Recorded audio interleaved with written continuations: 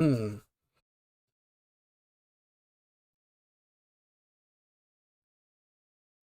Hello, everyone. Welcome to the Gaming Den. Today is going to be another episode of Judgment of Bosmia. I am once again joined by my players.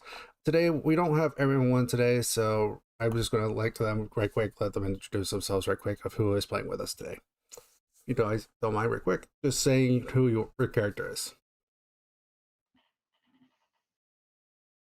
We'll start with Pink. Hello, I'm the Pinkest Beard. I'm playing Akazias Belrakis, a Dragonborn Paladin. Okay, Thrai. Hello, I'm Thrai. I'm a Tiefling Druid of the Underdark. See, I would like to note that Thrai was actually not here for our last session, so if you guys don't know who he is, he will be here hopefully more often, but things have come up from what I understood. So, Cal? Yeah, I'm Cal. I'm playing Aurelian, a human cleric of Atara. And then Braybar. I'm Braybar, and I'm a elf druid. Now, the only reason I'm having them introduce themselves and their characters as well is because we're getting back into the swing of things. So, for anyone that's new and such like that and joining us for the first time, I want to make sure that you guys are also understanding who is playing who and so on and so forth. I do want to make a note though that we are currently figuring out a few things still. I just actually started using I just started getting music started, so it's going to be a experiment kind of day for things. So, with that being said, quick reminder of what happened last week. Last week, our players had continued on going through the forest. They fought a bunch of bugbears. I believe it was like 6 or 8 of them. They dealt with them pretty handily. Cal got pissed off at one of the bugbears and tried to torture the bugbear. Re-educate him, not torture. Torture is a strong word. You totally tortured the dude. Torture is the right word. In this case, it was very much torture. Like, you drove a spear into the dude's shoulder and made sure he was trying to stay alive at 1 hit point. And you were planning on using like spare the dying or something like that on him. Like, Jesus Christ, dude. Okay, I was out of it last week, alright? That's my excuse. I was out of it. Mm-hmm. Totally. It had nothing to do with the fact that Sarvati got hurt by one of them. And Sarvati is essentially an avatar for your goddess. See, folks, this is the danger of simping, okay? Just heads up. That's fair. Hey, Nergal, how you doing? So yeah, with that being said, I believe what we left with, it was you guys had found the entrance to this cave, and there was a few skeletons outside. Sarvati had went in for a brief moment with using greater invisibility, and found that there was going to be some traps in there, and it looked like the place was pretty big. Now, from what I remember, you guys were along the tree line, not super far away from the entrance, because you rolled pretty well with stealth and such like that. Or at the very least, like, you did well enough on your checks for perception / nature checks that I went ahead and made you guys forego the stealth check, I think was what happened. Yeah, that sounds about right. All right.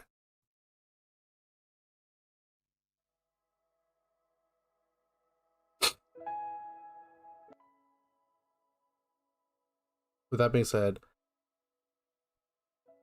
I want you guys to let me know what you want to do. You see these skeletons that are outside the cave. What are you gonna do?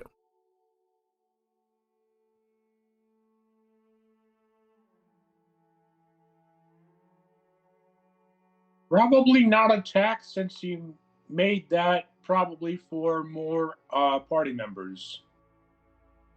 And we have way less, so might not be the best idea to just attack.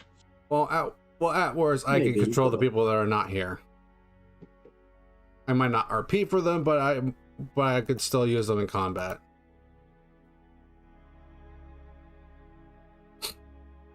Well, I do want to note it's only 5 regular skeletons, so... And Sarvati did make a note that there was no actual enemies, like, super nearby inside this, in the cave.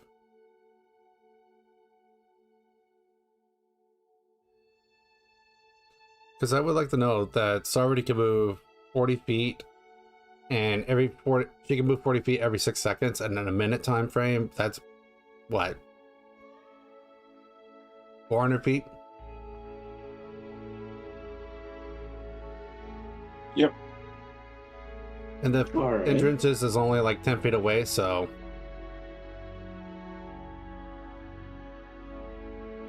So she, about 10 so feet she had away. about 380 feet she could use to be inside.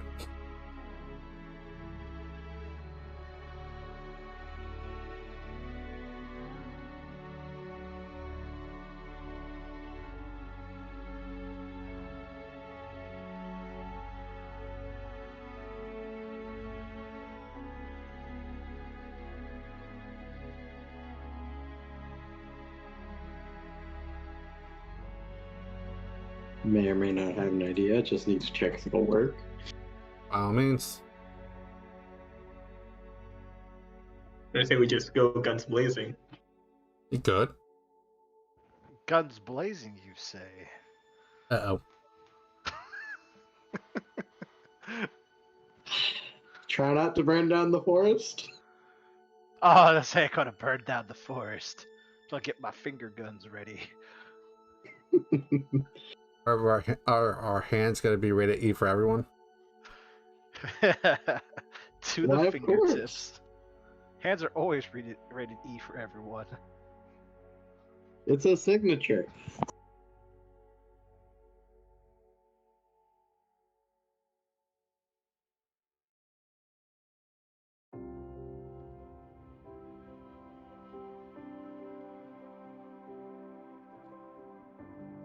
I don't think it would. EA I'm gonna Sports leave in the that for game. later. Dang it, Nurgle.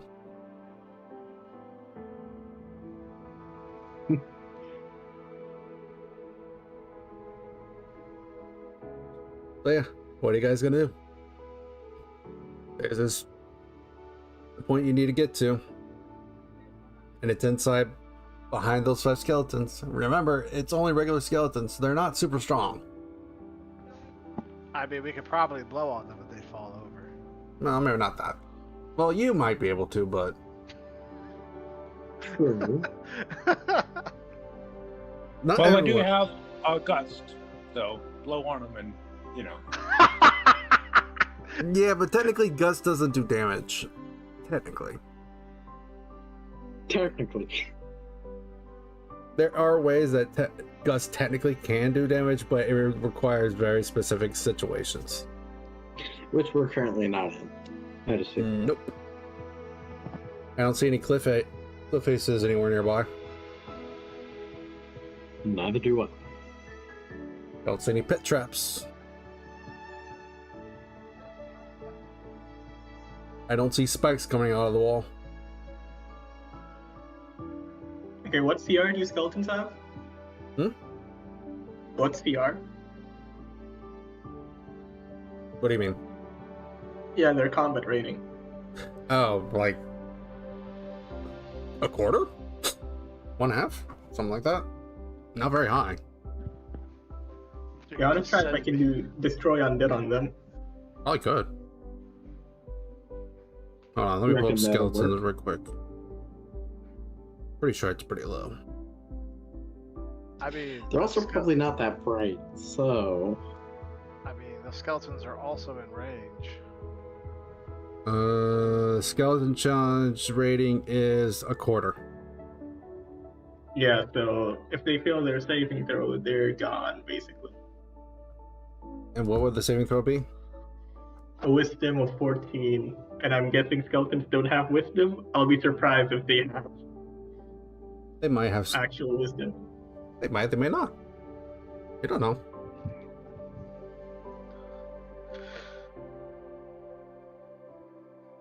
You've seen a lot of skeletons, but that doesn't mean you necessarily know everything about them.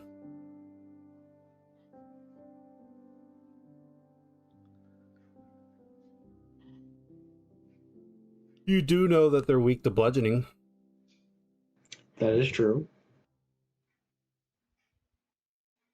That I'm pretty sure came up once during one of the combats. Honestly, somebody could probably just hit them with their fists repeatedly and it'll do the job. I mean, you could try to destroy undead. Really, you could. It's a pretty safe bet. Because, like I said, these are basic skeletons. These aren't like Minotaur skeletons. Yeah, but still, knowing my luck, They would have to roll pretty high. Oh, I'll give you that much.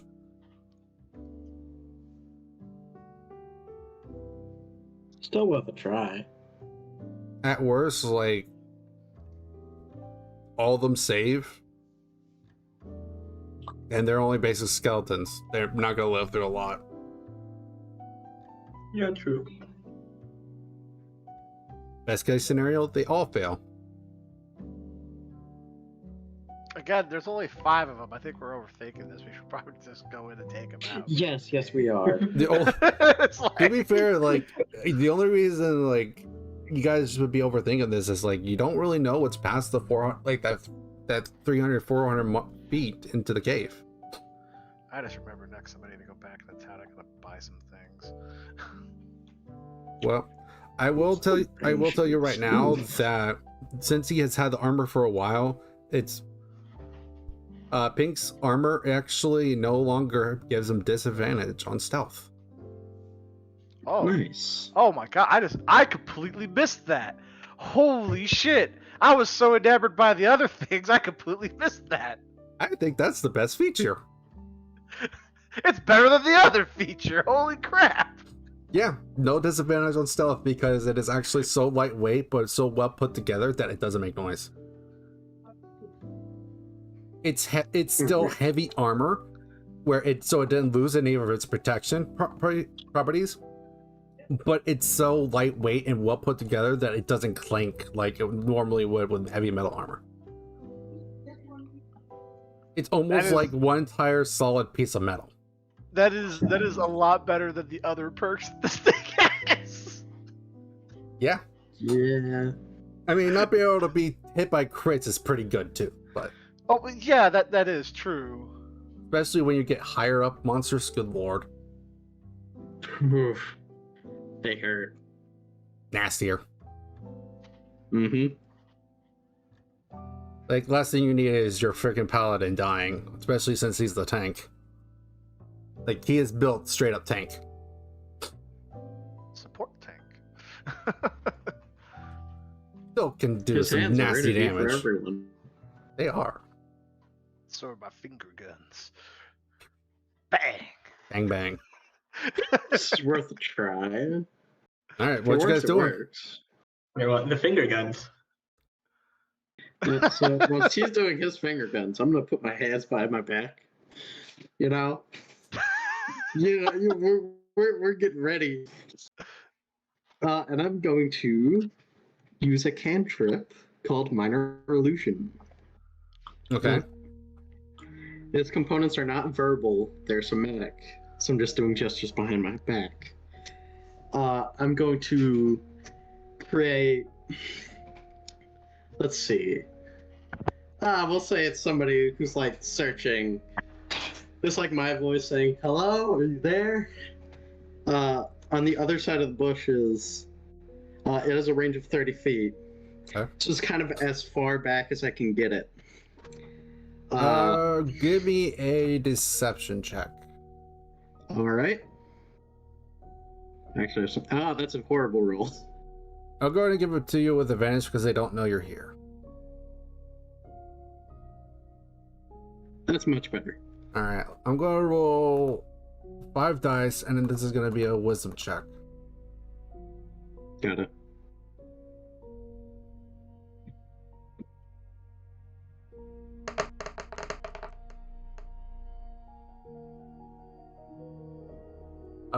Two of them do not see perturbed by it. 3 of them are looking in the direction of the distraction and seem to be moving towards it. Wonderful. One of them rolled a nat 20, one rolled a 17. So even with their current stats, like, that's still a 16. Yeah, it's still, you know, they don't really care, those two. They basically just tune it out, so it's more faint.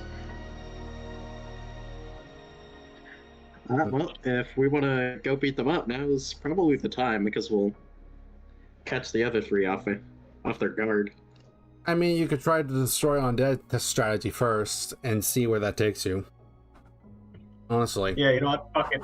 I walk out of the bushes and present my holy symbol. Okay, so what do I have to do? I channel my divinity, so you need to do a wisdom saving throw of 14 at least. Okay, what is the range on this? 30 feet, so that's why I like walked out of the bushes, just to like make sure I've got everyone in range. Yeah. Okay. All right. 14 you said? Yep. Wisdom saving throw. All but 1 fail. All right, then, boys. You know what to do. So, who was it? Was this Tharai, or was this Cal? That's Cal. I Is think, Cal the yeah, dead? for Okay, destroy undead. just making sure. That's all. Okay, so you walk out of the bushes and you present your holy symbol of showing the scales of Atara as it glows bright gold as it fills this area up with this golden light, this purifying golden light as it hits these skeletons as they disintegrate into nothing. One of them seems to be barely holding on, but the magic binding them seems to be slightly stronger. And I'm not even going to have you guys roll initiative because it's just a basic skeleton. You guys will pummel this thing. Yeah, we're just gonna jump in. One session of getting it's just getting destroyed by fists. Yeah, pretty much. Well, except my fists, as they do no damage. I mean, you do shillelagh and then you smack it with your staff. That is fair. That will do damage. Mhm. Shillelagh will do damage. It does appear that our way is now unblocked. Put the finger gun away. That was the thing that killed it. The finger gun. Of course. Must be the finger gun. Of course. Alright, let's get. So, in we go, I guess? Right, so we know that there's undead inside, most definitely, but we know if there's anything living inside the cave. From what you could see at a very beginning, no. Yeah, because if there were, like, what we could do is just, like, smoke them out. So, Just make a campfire outside and just blow smoke inside the cave. are you guys going to actually enter the cave at all, or?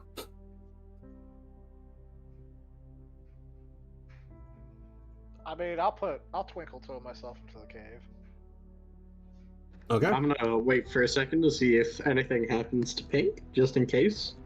As you enter the cave, nothing happens. You see the remains of a trap that was active, but this must have been the trap that's already mentioned when she came in last time she was here.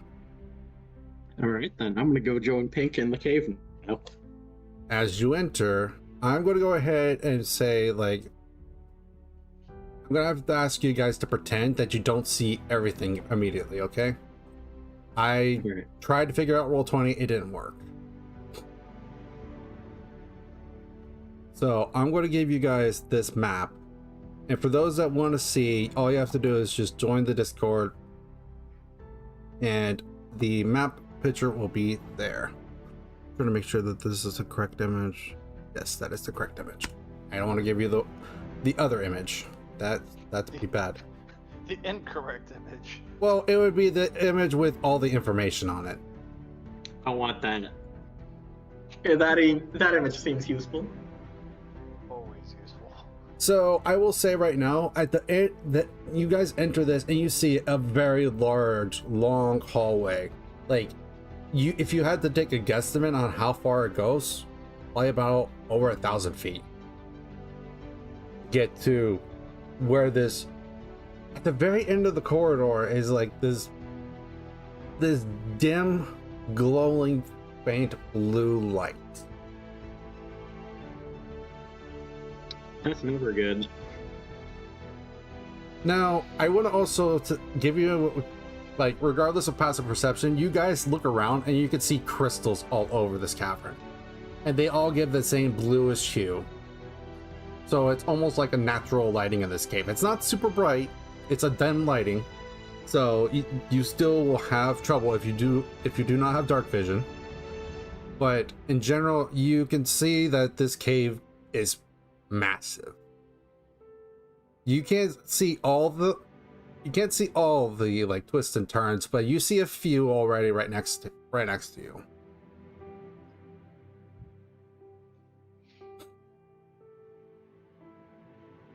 So if you're looking at the map, the very first thing off to the left is what is like the turn I'm talking. One of the first turns you could see I'm talking about. The one right next to it you can't exactly see yet. The lighting's not bright enough. All right. Well, when lost, go left.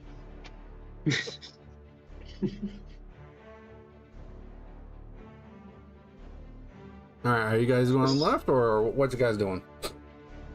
I guess I'm gonna step over, peek my head out into it just to see what's over there. I'm sorry, you cut out a little bit there. What was that? So basically, he's just going over and just peeking his head inside just to see what's up down the left hallway, or that little room right there. What's your passive perception? It is 14. Okay. You just see dim lighting, continuous more of the blue crystal lighting. Don't really see anything else other than that. What is Braybar doing? I'm gonna do a detect good and evil. Remind me what that does exactly. I'll do a copy and paste in the Discord. Alright, so for those that are not in the Discord reading it right now, it is for the duration. You know if there are any aberrations, celestial, elemental, fae, fiend, or undead within 30 feet of you, as well as the creature, where the creature is located. Similarly, you know if there is a place, an object within 30 feet of you that has been magically consecrated or desecrated. The spell can penetrate most barriers, but is blocked by 1 foot of stone, 1 inch of common metal, a thin sheet of lead, or 3 feet of wood or dirt. The duration is 10 minutes, and it's a concentration spell. Alright, 30 feet. Where are you at exactly? I'm towards the front of the pack. Okay, are you off to the left-hand side, or are you still like in the center hallway part? Still in the center. 30 feet. You sense nothing. Okay. All right.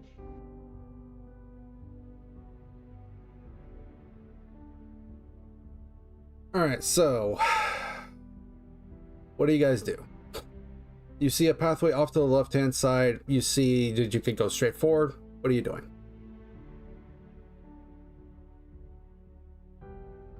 I'm just gonna ask him. I Like, think, what do y'all, yeah, I what think y'all we should go left first. I will go ahead and say Sarvati will cast the cantrip Light. So Thank you, Servancy. last thing we need to do is go into a dark cave and get lost. So that's why I snuff it out with my hand and be like, shh, take it away from the spookiness. You can have your spookiness, but I would rather live. Thank you very much. I'm gonna have to agree with Servancy. So let's see. It's touch one object that is no larger than 10 feet in dimension. So spread in. This object is a bright light of 20 feet radius. Light additional 20. This color that you would like. Really covering the object with opaque. Something opaque. Blocks light. So probably what would happen is that Sarvati would probably use the end of her quarterstaff and she would put the light on top of it. Alright. Since it's supposed to be put onto an object, so it probably would be best to, she's going to put it onto that. It is a concentration? If the object it's not a concentration. Let's see. Huh. Oh well. I think I saw something about it before, but I'm just gonna say it can be made. She's gonna make two of it for now. So, does anyone have like a staff or something like that that they're walking with, or anything like that? Yeah. I do. Okay. I've got a spear. So Sarvati is going to go ahead and put one light on top of your staff, Braybar, so that you both have light, in case that like any need to split up or whatever. Yeah, Okay. split up. Yeah, it's not suggested, but just in case.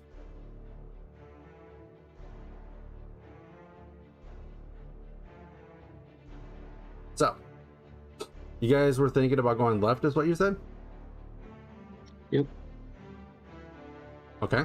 Before that happens, their eyes going to hear a small knife. This is not an actual knife, it's just venturing here. He's just gonna toss it down. Toss it down the left. See what happens. Toss it down the left. I need to check one little detail right quick.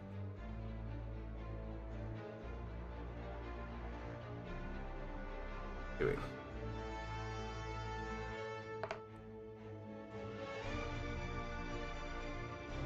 Where do you throw it? I'm just trying to hit the end of the hallway. All right, so you're throwing it. Are you throwing it straight down the middle, or are you throwing it kind of low to the ground but straight, or are you throwing it up in the air and straight down? Like, I'm kind of like tossing it towards the air. It's like arcing towards the ground. So we'll hit it. And you're trying to throw it to the end of the thing? Yes. It's about 60 feet, so it's not like super. It's not super far, but it's still pretty far. All right. Yeah, about 60 feet, considering the size. Alright. Towards the, so you're angling it like at a 45-degree angle towards the ground, or in that general angle. Yeah.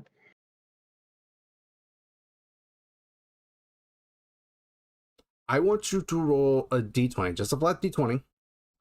And I want to see if it does something. Roll. The odds of this will be low.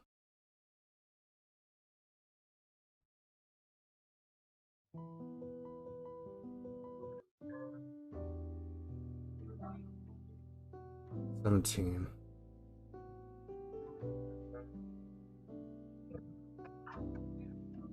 Yeah, you see, it's okay. Who all is in front of that pathway?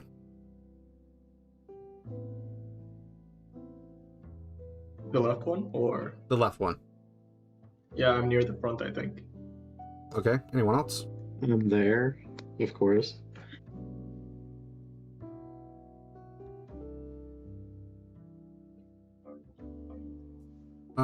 Right. I need you two that are there over to the left-hand side. I need you both to make a dexterity saving throw.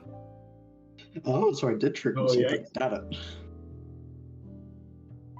So it had the intended effect. 17. Pink, do you have that aura yet that gives +3 to or plus to the saves yet? Yeah, I do, but are they still within 3 feet? I'm sorry, 10 feet. Sorry, because I get a +3 to it, but it's. I'll within say 10 I'll feet. say they're within 10, but I don't think it will help Yeah. Thoriah at this point. Probably not. Oh no. Thoriah, that's pretty low, yeah. Mhm. Oh no. Actually, it might, because I actually think I made this one pretty easy. So, tell you what, I'm gonna say that.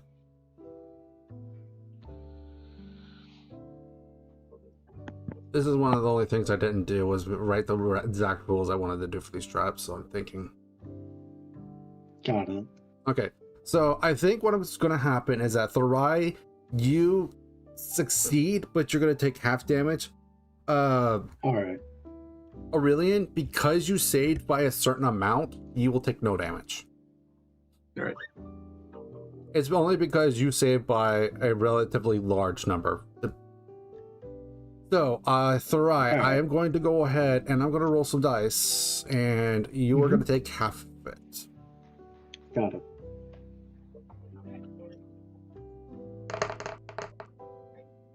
Take half of that would be 7 piercing damage as spears fly down this corridor.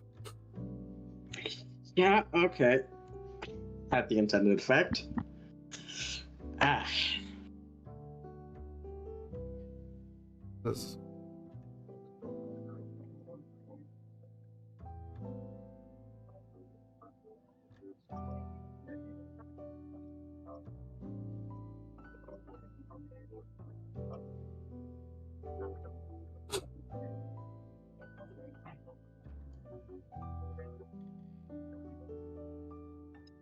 I would like to ask, how is that small knife? Is it intact or is it So, what exactly happens is that you see this knife go throwing down toward. He must have thrown it just at the right angle as it hits an invisible wire. It looks like it slows the knife down somewhat, but it doesn't break the knife as the wire is cut.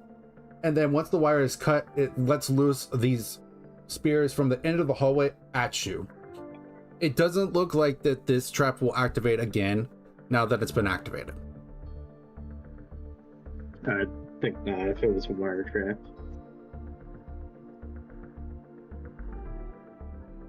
At least it had the intended effect of finding. You see Sarvati kind of get angry at you a little bit. That was entirely reckless. You shouldn't have done that again. It could have been way worse, it's true, but at the same time, you should be more careful. There's no knowing what happens here. And she is going to cast Cure Wounds on you. Let me see. I think she had an effect for.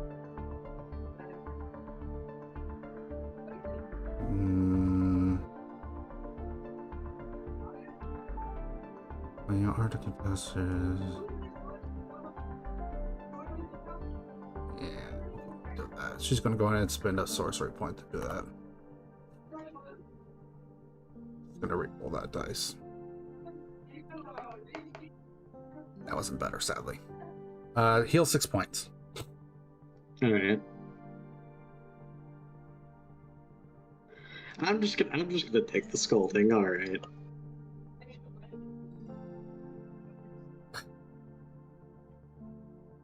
At least no one was seriously hurt. That's what matters. We need to be more careful from now on.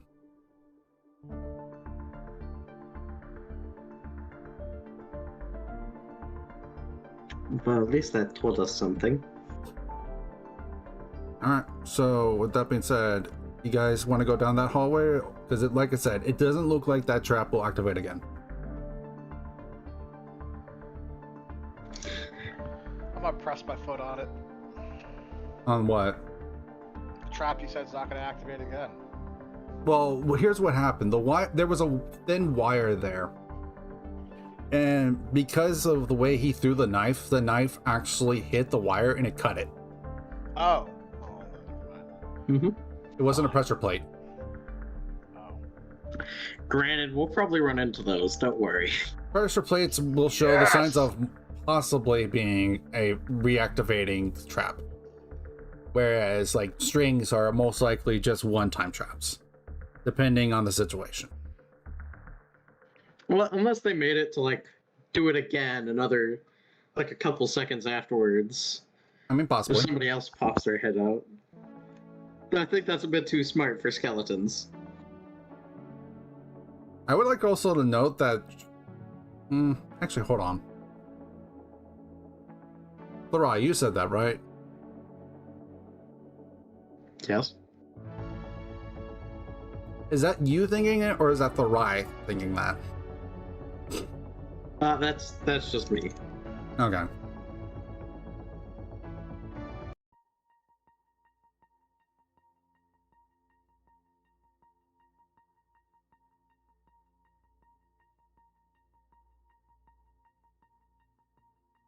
Give me a wisdom. Give me a wisdom check. Not a wisdom saving throw, but a wisdom check. All right.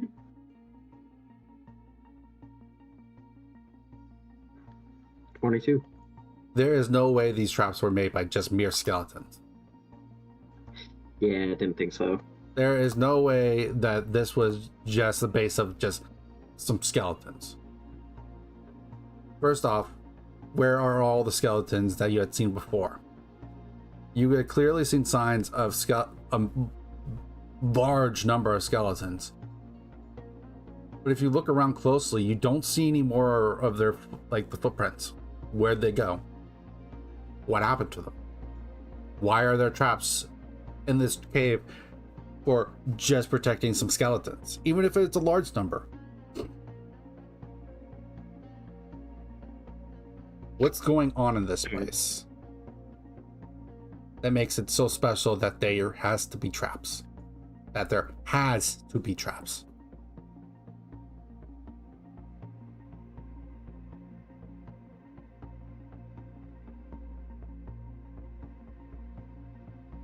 Pink still has a shield, doesn't he?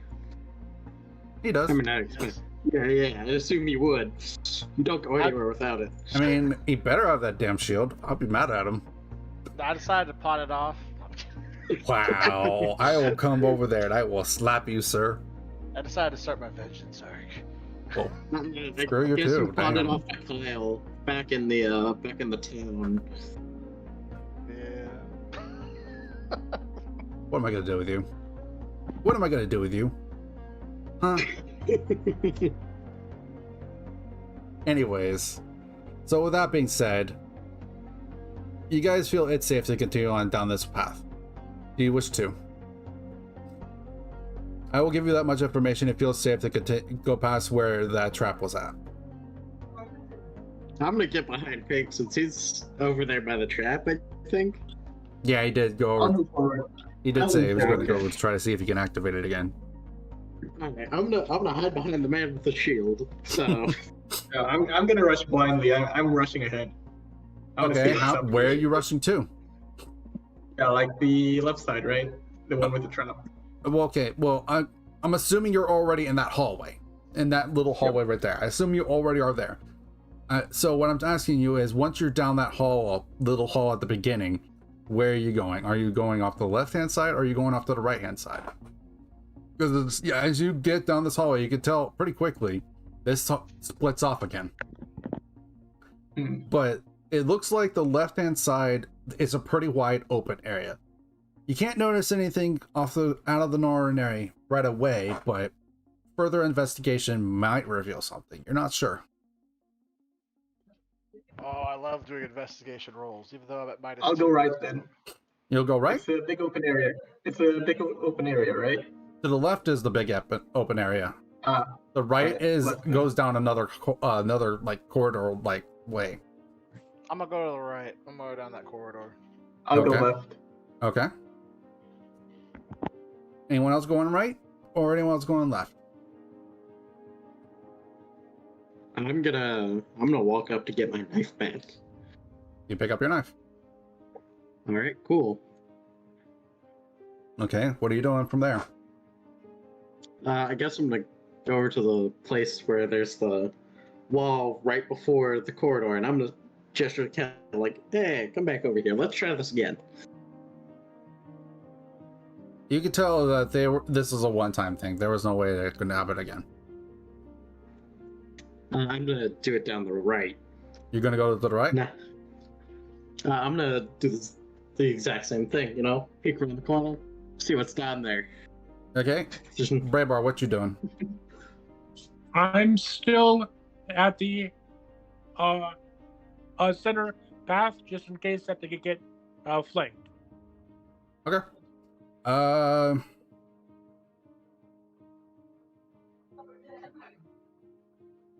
Cal, you went off to the left, right? Yep. Okay. I think Sarvati's going to go ahead and go down the right path with everyone because it is a corridor and it looks like it's pretty dark over there.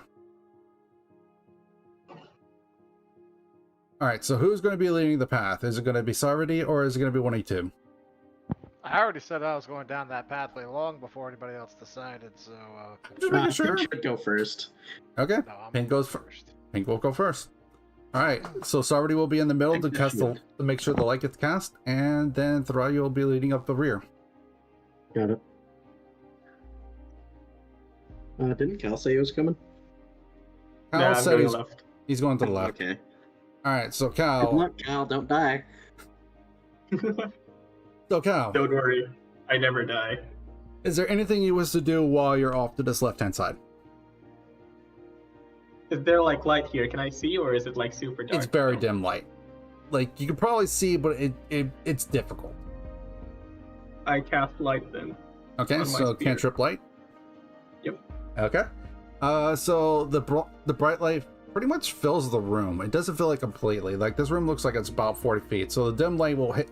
So the dim lighting of the light will hit the edges of this room, but you can definitely see better in here. It doesn't look like there's a whole lot in here, but maybe further investigation might show something. You're not sure.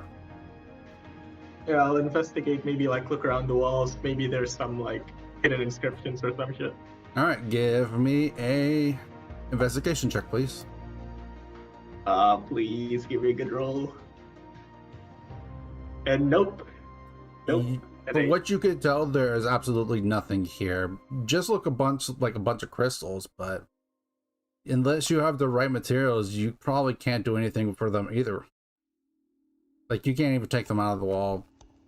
Otherwise, nothing special going on. So it's basically, as far as I can see, it's just like a big empty room then. Yeah, pretty much. Like, as far as you can tell, this is just a big empty room. But like I said, you're never going to be 100% certain. And I'm not going to let you do another roll, just so you're aware. Yeah, no worries. Okay, as for the people going off to the right, what is your passive perception again, Pink? 15. 15. You see, with a little bit of the help of the lighting, you could see that the ground's been messed with. Like it's fresh dirt in the pathway. It's very subtle. Someone was obviously very careful about this, but it looks wrong. Okay.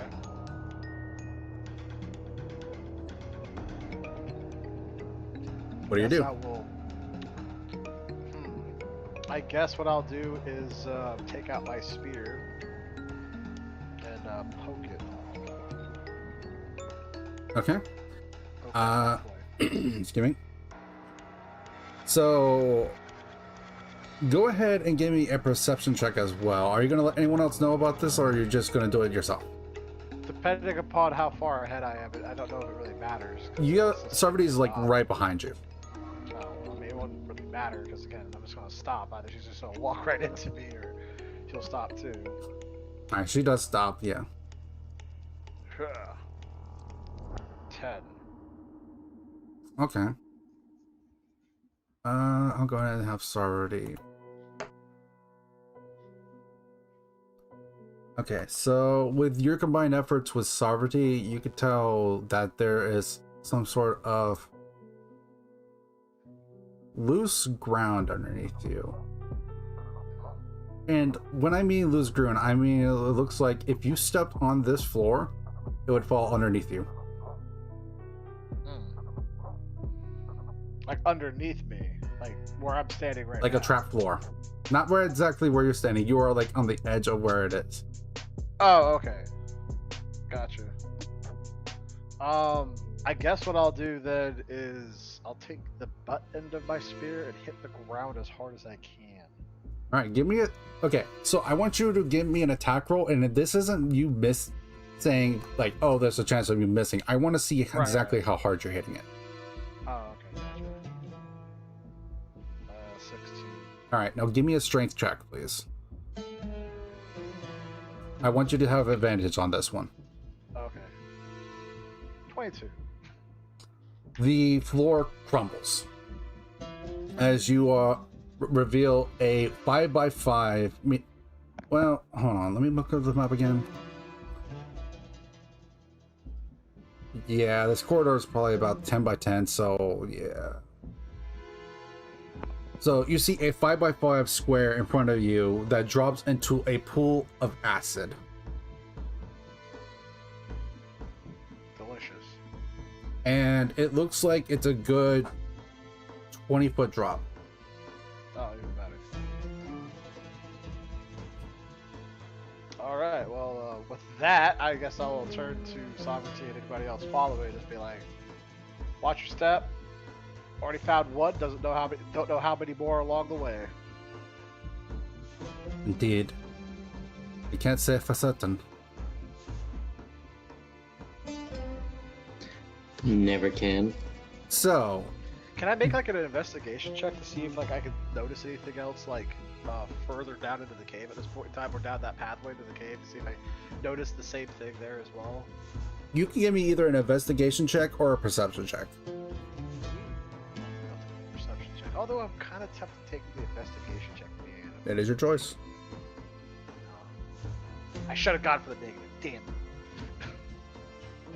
Damn. From what you can tell, just from a glance, like it's hard to say for certain because you're looking across this pit, and while the pit might not be super large, it's still not for certain. You don't know. It's hard to tell. It really is. But from what you can see, nothing else. Alright, well. I will say that a 5-foot jump is very easily doable for your strength, so you would have no Cool. problems. Yeah, but there's like also like a 2.5 foot like walking path on either side, which is more than adequate. Well, for someone as big as you, it might be very difficult.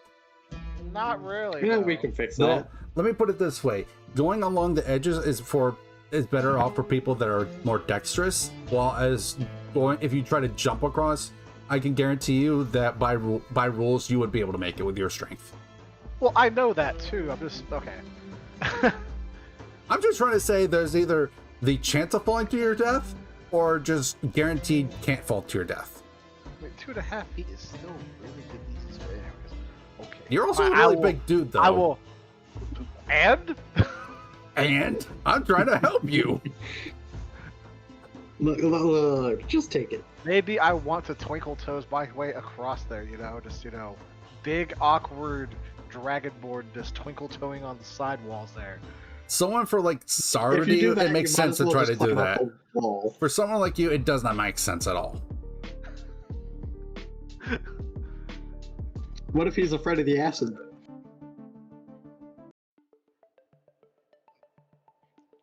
I'm afraid of many things. I'm not afraid of many things in life, but acid? All right, He got you there, Chief. let's stop messing around. I'll just leap across, I suppose. I mean, like I said, 2.5 feet on either side is quite hefty for some space there. But yeah, I'll But for someone as big as you, it definitely would be harder. Like, technically, yeah, you probably could make that. But God, it would be...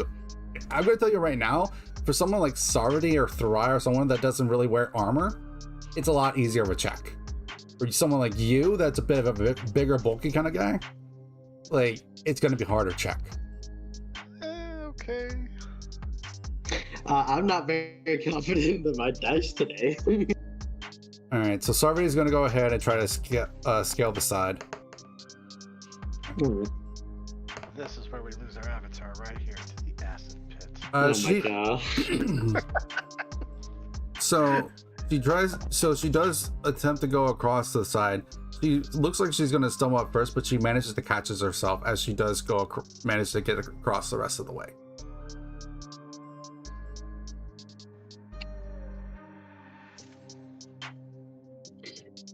You two will probably be fine without me.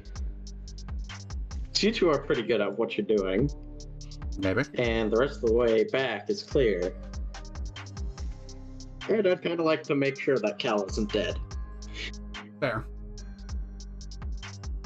So do you want to go ahead and go back to Cal? On the floor. Yeah, I'm gonna go back to Cal and make sure he's fine. Okay. All right, so Pink, I assume you're going to go ahead and go forward? Yeah, I'm okay. gonna leave. I'm just gonna be like, goodbye. I'll be back in a little bit to make sure you all are fine. Yeah, I'll keep traversing. Okay. I'm looking for...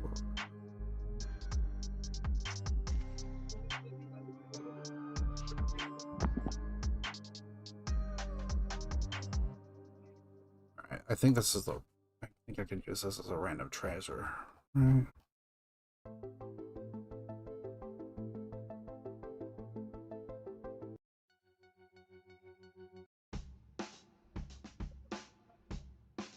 That's...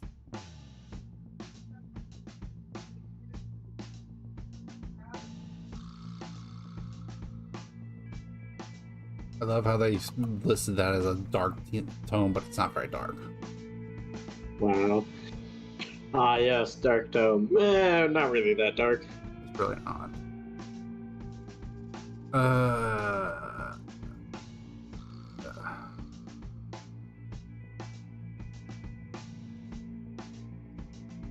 A, B, C.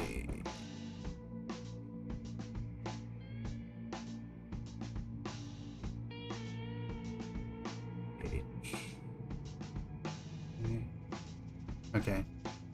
Pink, choose a letter between the letters A and I.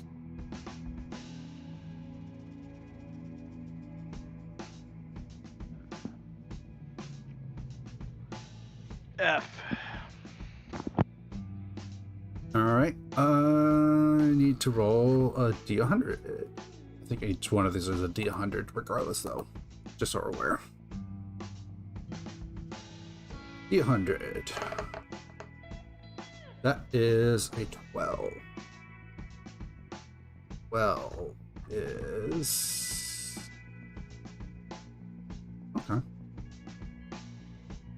Not terrible. And then I'm going to go ahead and roll another D100.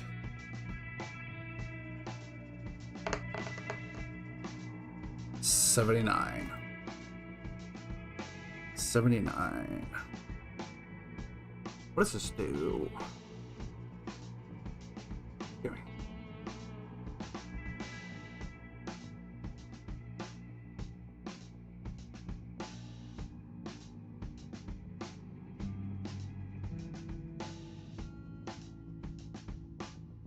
Doesn't look like you need to do that. Okay. So you walk into this room, and the room in itself isn't super large in itself, but there's a bit more lighting than before, as the excuse me, as the gems seem to be a bit brighter around. But when you get actually properly into the room, you realize it's actually not the gems in itself, but it's a gem on the floor that makes it look like it's actually brighter in here. You found an item called the Gem of Brightness. It doesn't say anything about him being attuned, so I think I could just straight tell you. I'm going to just straight tell you anyways, because I figure All right. it should be obvious what it is based off what it looks like. Anyways, so this prism has 50 charges. While you're holding it, if you're holding it, you can use an action to speak one of 3 commands words to cause the following effects. The first command word causes the gem to shed bright light in a 30-foot radius and dim light for an additional 30. This effect does not expend a charge. It lasts until you use a bonus action to repeat the command word or until you use another function of this gem. The second one is it spends 1 charge and causes the gem to fire a brilliant beam of light at one creature you can see within 60 feet. The creature must succeed a DC 15 Constitution saving throw or become blinded for 1 minute. The creature can repeat the saving throw at the end of each of its turn, ending the effect upon a success. And by the way, blinded creatures, you have advantage on attack rolls against them. Okay. The third command word expends 5 charges and causes the gem to flare with blinding light in a 30-foot cone originating from it. Each creature in the cone must make a saving throw after they're struck by the beam created by the second command word. So instead of affecting 1, it affects multiple. Okay. And then from what you can tell, when all the charges are expended, the gem becomes a non-magical jewel worth 50 gold. All right. So add a Gem of Brightness, and then add I think I rolled a 12, so what would be? I don't know how many actual weapon types there are, so I'm gonna go ahead and say you find also a magical weapon of +1 properties. I would say let's go with a dagger. Oh, okay. So +1 dagger, and then the Gem of Brightness. Add those to your inventory. So we're fighting a bunch of undead, so blindness might not be the best against them. You never know. Not now, though. But you're absolutely right, though. I do agree. I will say that depending on the undead, you could still technically affect them. There are undead that are not affected by blindness, but there are some that are. Like, example, skeletons technically are not immune to blind. They are immune to exhaustion. They don't have eyeballs, though. Condition immunities. They are immune to exhaustion and poisoned. That's it. I'm not the one that wrote the monster manual, so I'm not gonna argue the rules. Okay. Honestly, like, if it works, it works. If anything, like, you could almost treat it as like the one that rose the dead, like blinding the caster vision to be able to see, if that makes sense. Alright, well, anyways, with that being said, from what you can tell, there is nothing else in this room. So it is safe to assume that you could go back. I will say that because I can only say that with certainty is because Sarvati is with you.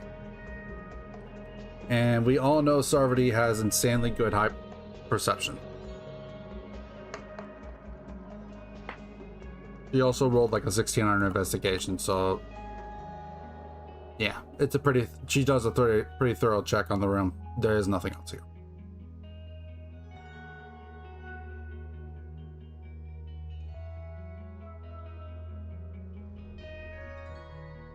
Alright, so with that being said, Thurai and Cal, what are you guys doing? Are you heading back or are you going? So, I was planning to ask my bow maybe if he knows anything about the crystals, like if he's seen them before.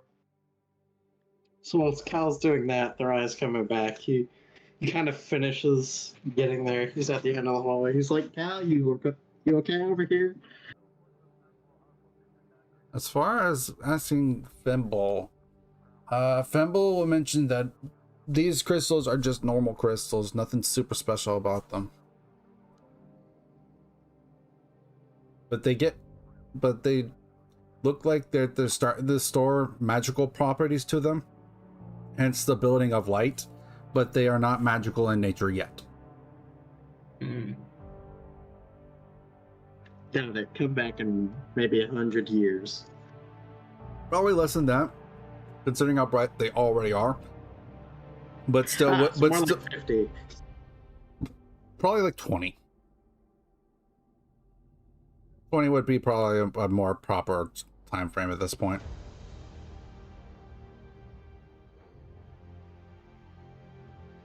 All right, so I'm not even gonna make you guys roll to come back. By the way, for getting across.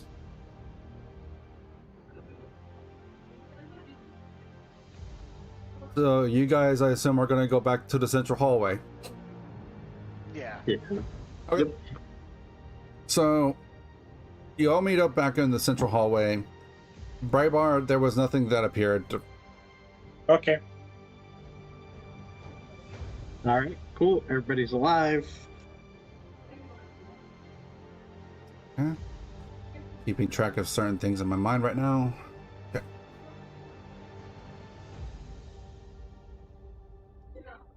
Because there's things going on that you guys don't know yet. Yet. Yep. With that being said, Right. do you guys want to continue to go further down this central hallway? Excuse me. We probably should. Carefully. Okay. I do want to note, as you walk down, you see another pathway off to the left. This one is also a thin corridor, but it looks like it does at one point, with Sarvati lighting up the pathway a bit further down, she could tell you that it does get pretty thin, so it might be too small for someone like Exilius to go down. So, Sarai, I want to throw your knife again. With us. Hey, you can't just always be behind the paladin and assume everything will That be is fine. true. Look, it's a reasonable assumption. As I much was gonna give a pat on the Thrice back there. It's okay, you got this one. I believe. if it makes you feel Alright, any then. better, I can go with you to make sure that there's no traps. Well, first, it's time for me to try it once again. He holds up the small knife. So, if everybody would, stand behind the wall. Alright. You throw. Okay. Are you going to throw it down the really hall? quick, I'm just gonna describe this. So he peeks his head out real quick, throws it, gets the hand ready, sets it down, and then he pulls back just in case. Nothing happens. You hear the clink of the knife. Nothing. Slowly puts his head back in, see what's going on. You see nothing. Well, probably not a wire then. You also gotta think that you probably got pretty lucky hitting the wire when you did. Yeah, probably, but it's worth a try again. All true. It might hit a trap. If it does and it activates it, worthwhile. Hey, Sarai, I've got a mace if you want to throw that as well. Look. I know, I have a fascination with throwing things, but I think a mace is a bit too much. So, what are you guys gonna do? Well, I guess I'm gonna get into the hallway slowly. Do Try you to want to look lead, down or and do you see want what's Sarvati going to on. lead? Sovereignty's probably got better perception. Just a little. Just in case, let me pull my handy dandy book of cantrips. Anyone else going down? Yeah, I'll go down. Okay. As we're doing this, I'm gonna put guidance on Sovereignty. Okay, remind me what that So- does. Touch a willing creature. Once before the spell ends, the target can roll a d4 and add the number rolled to one ability check of its choice. You can roll the die before or after making the ability check. The spell then ends. It's concentration up to 1 minute. And it is touch. Okay. All right. So you guys will go down this hallway. As you go down this hallway, you do notice that the pathway does get smaller, and you can see this would definitely have been difficult for Aquazilus to go down. And at a certain point, you could tell Aquazilus would have 100% gotten stuck if he had tried to go down this pathway. As you go through this small part, it does start to widen out a bit more. And then you see a door. Just an average door. Wooden in nature, it looks like, with some metal bars on it. Alright. Sardi is going to go ahead and do an investigation check on this. Alright. While she's doing that, I'm gonna get protection from evil and good ready. I'm just holding it for now, just in case. And then Actually, I have the tech that spell on, so if something was there, I would have known. Well, there is a door. You might not be able to sense through it. it There's also does walls. look like a pretty solid door. Like the door does look really solid. Like it probably is pretty thick. 3 feet of wood. It'll have to be. Any chance we can kind of clutch to the sides of this narrow pathway to get out of the... You know, It seems that this door does have a trap on it as well. magical or... More rudimentary. It looks like the Oh, door has got been. it. It looks like the door handle there has been. How do I say it? Messed with to stab anyone that attempts to open it. So in other words, don't open it by the door handle? Got it. At the very least, it looks like this in nature would probably be a poison needle of some sorts.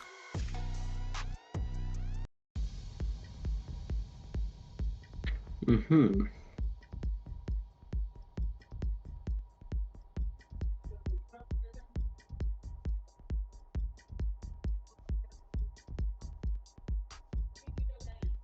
So either we have to false trigger it.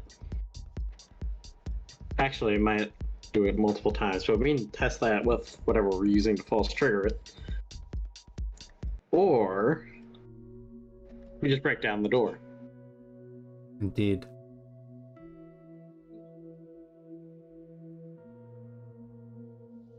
Or if someone has knock the spell, it'll force the door open. Actually, hold on. Actually, let me try something. Here, everybody, can we back away from the door just really quick? You're gonna fireball it? Nope. Well, I'm a backup far, just in case. Whilst I don't have knock, what I do have is thaumaturgy. So I'm going to use thaumaturgy. If it's unlocked, it will fly open.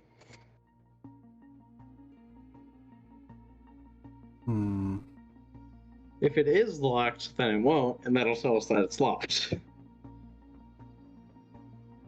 The door does not open. So it's locked. Alright, bust down the door. Let me handle that. You see Saradi conjure up a bolt of fire in her hand.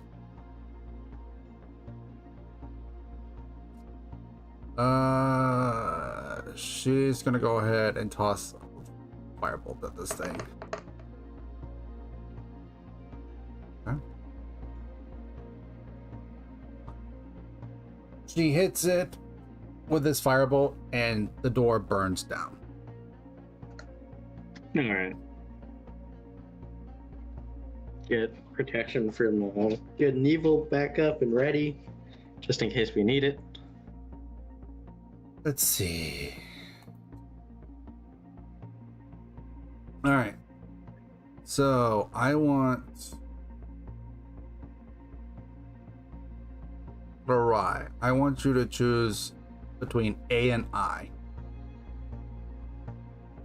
Oh, okay. I choose I. Okay.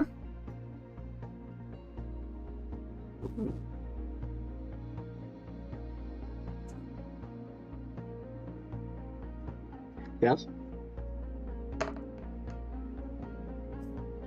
64 for the first one. Okay. Okay. So that's number one. Number two. 37.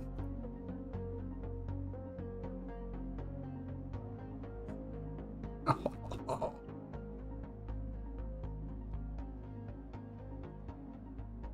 Jesus Christ.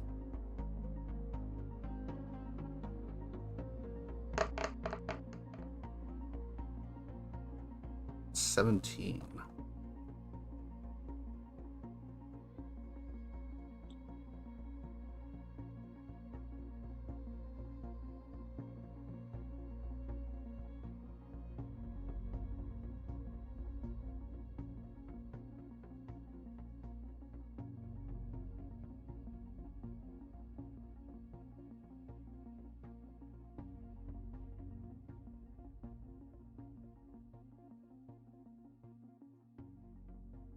Which one is this gonna be?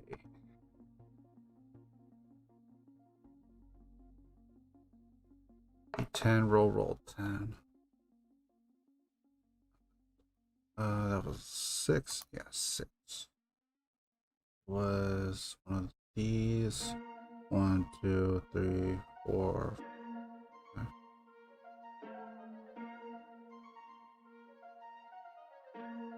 Okay.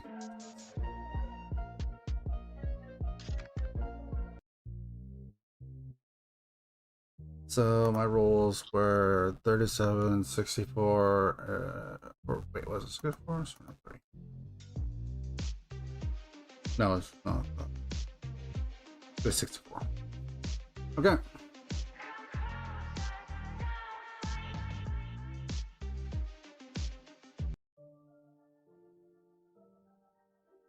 So, as you walk into this room, you see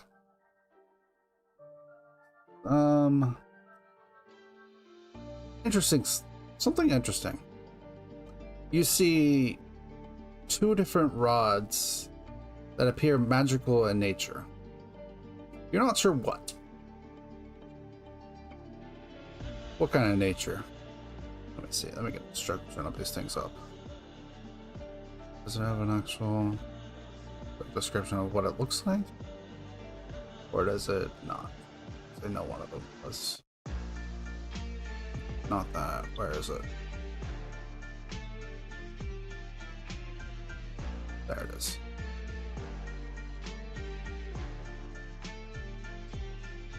Nope. Shoot. Okay, so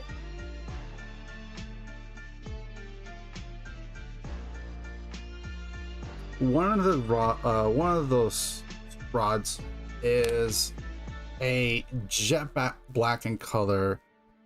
Let me see if I can't pull up a better image of it. No, excuse me. It's a very dark brown in it, which it has two different head-shaped figures on it, on each end of it. One is a darker color and one is more like a light color. And on both ends of it has two separate different wings on it. One side of the wings are very much larger than the others, which are the lighter wings, and then the darker wings are shorter. The other rod, where is it? Pull that up. Looks just like an ordinary rod, but it has two diamond-shaped figures at the end. It's not actual diamonds, but like it takes it goes in it bends off and then makes a shape of a diamond in the middle of it at the top, and then splits off into a V-like shape at the top. And then the last one, I believe, was 17? Yes. And then you get a sword that is beautiful in nature. The actual handle itself is finely crafted, like with meticulous detail. And you see in it a peridot gem. I don't know what a peridot gem looks like, so pull it up. I believe it's green. I think it's supposed to be a gem of some sort. Can someone look up a peridot gem for me, please? And put it in the Discord. But from what you can tell, this sword is insanely finely crafted. Like, this is a level of craftsmanship that dwarves are commonly known for. And even among dwarves, this is some of the highest quality that has ever been seen.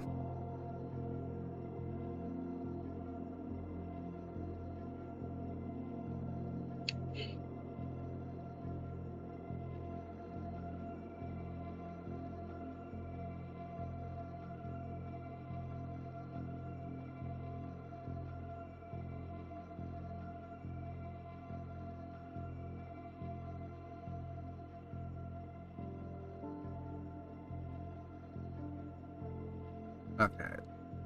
While you guys are doing that,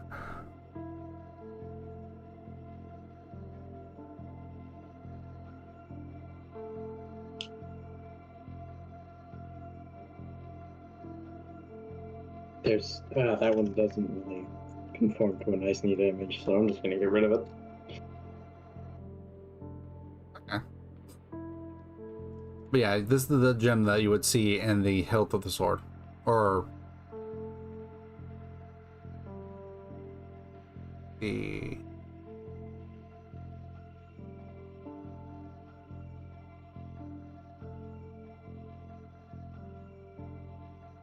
in its pommel, excuse me. There's in the gem of that is in its pommel. The peridot gem is in the pommel of the sword.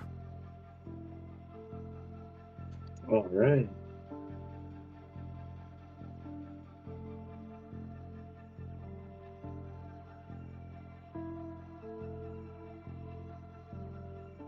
So, Well, I assume you guys are going to pick these up. it's safe to assume they're magical. I would assume so, yes. I'm gonna go touch the sword first. Actually, I should touch it. I should examine it. See if there's anything hidden. Never know.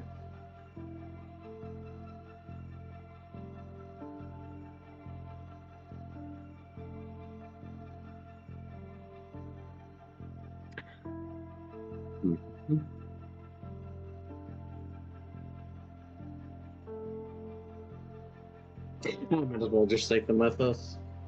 Besides, who knows? Maybe Pink will want the sword. Maybe. Or Artorias. I'm reading over this a little bit. I'm trying to figure it out. Not making sense on a few things, but I'll figure it out as I go. For now, I'm going to ignore it. Alright. I call dibs. I love how Pink's just like calling dudes. Hey, Artorias ain't here. I still call dibs. True. No, I was saying Artorias ain't here, so Yeah, I know. it's his fault for not being able to call dibs. Still call dibs. Right. Anyways. So you find these, and you can make your way back in. On out, I mean. So, but you can definitely tell that these weapons are very magical in nature. So that's probably just gonna be. He's probably just gonna have the sword like on his side, if he could, so he can show Pink as soon as they get out. Let me ask real quick. Who all stayed out? It was Cal and Pink. Yep. Yep. Pink, with your passive perception of 15, you can hear some kind of large footsteps coming your way. And it's coming a bit. You Damn can't. it, I guess this takes away from my nap I was gonna have. You can't see them right now, but you can see they're coming off from a corridor a bit further off to the right.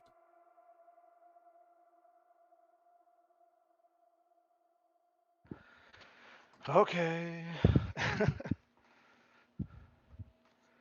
I guess I'll just motion to, kind of keep it quiet for the time being, since we don't know what we're messing with or dealing with.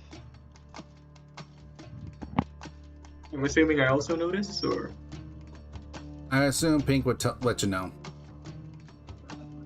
Yes, I'd let you know. Don't worry. I would not keep that secret. I would literally you'd see me perk up, kind of look at that direction, kind of look over at you, go like really quietly.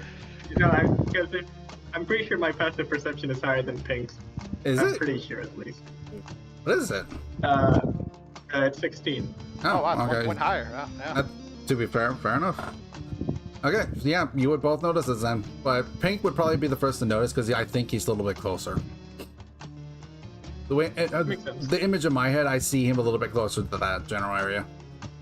Anyways, so that being said, I want you guys to both give me a stealth check with advantage.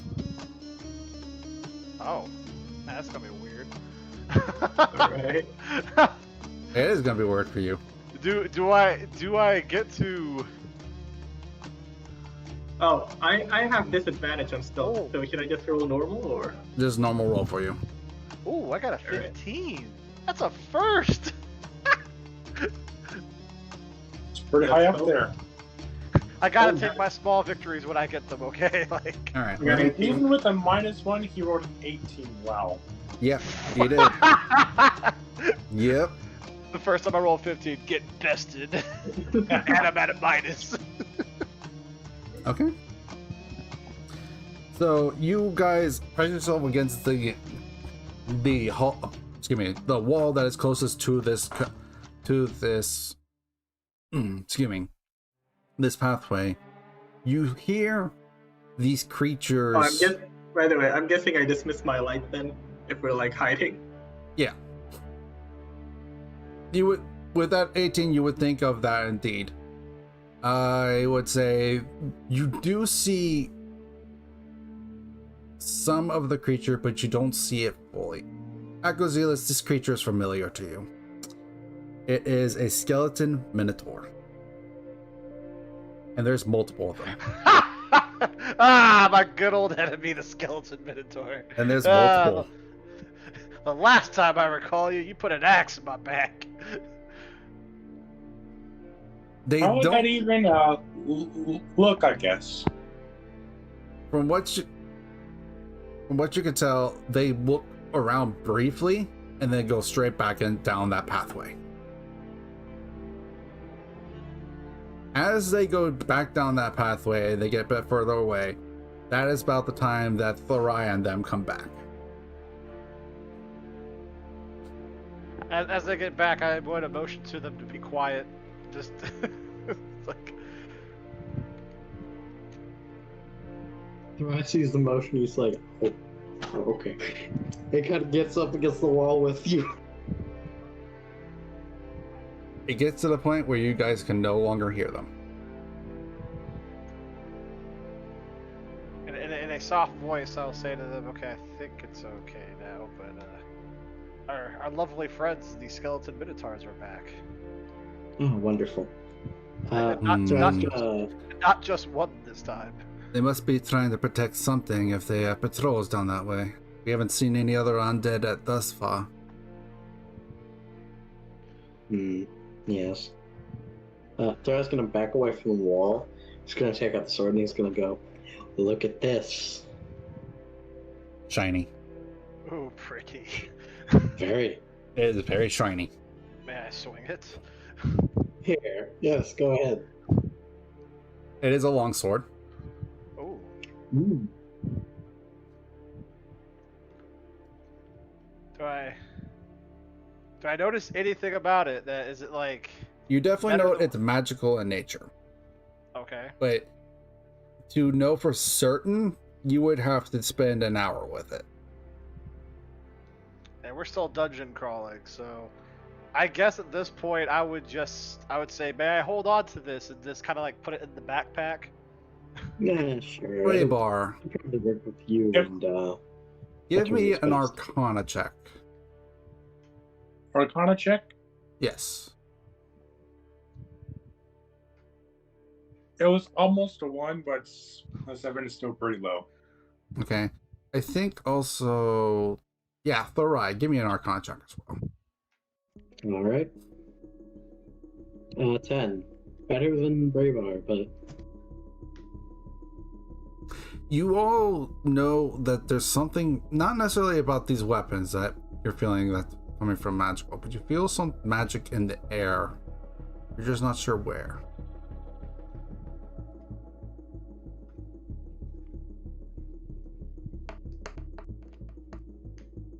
I'm just gonna tell them I think what you guys found is much better than my shiny rock. maybe not. Rock. Eh.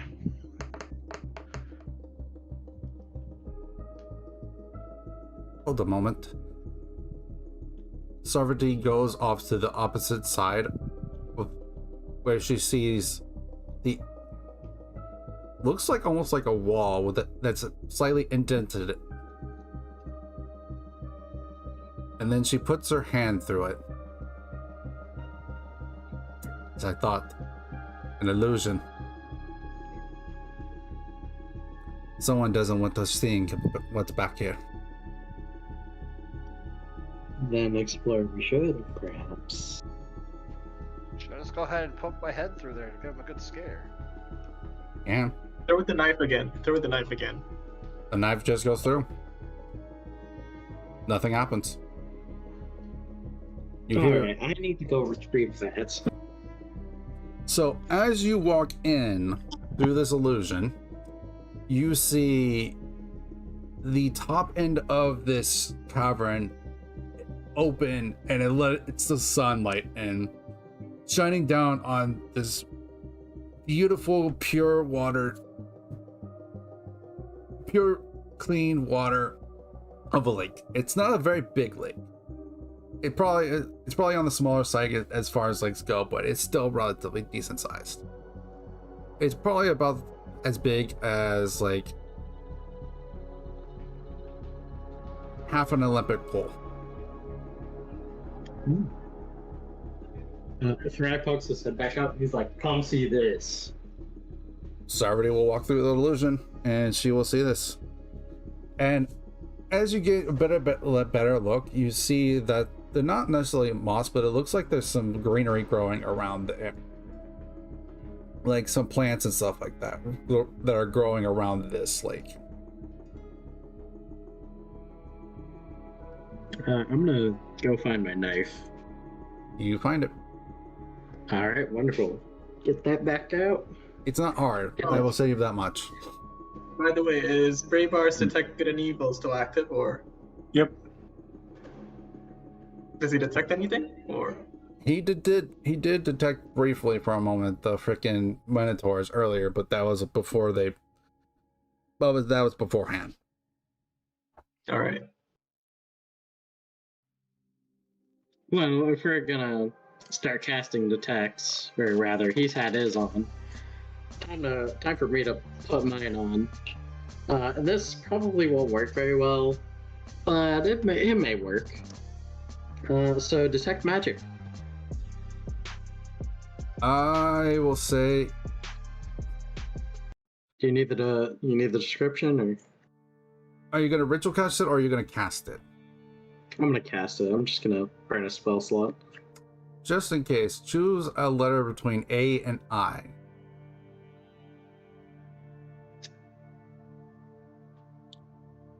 Give me a second. C.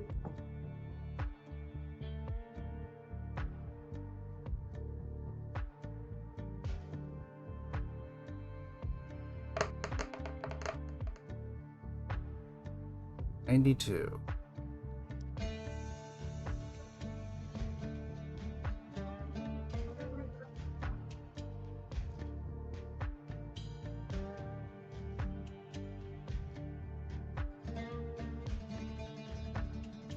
So you cast detect magic, and you can definitely detect very magical presence coming from this sword and the two rods that you all just found, along with this rock that Acosilas has just found. What else did I get? Right. There's also the dagger that Acosilas had found is also magical in nature, but there is some magic coming from the lake, and it's coming from the bottom of it. Here's where the catch-22 is. With how Well, clear this lake is, you can tell that this lake isn't insanely deep. It's probably about maybe 30 feet deep, which for a lake that isn't that very deep. I guess we have to drink all the water in the lake. Good luck with that. Whatever you do, you gotta have me keep drinking the water from this lake.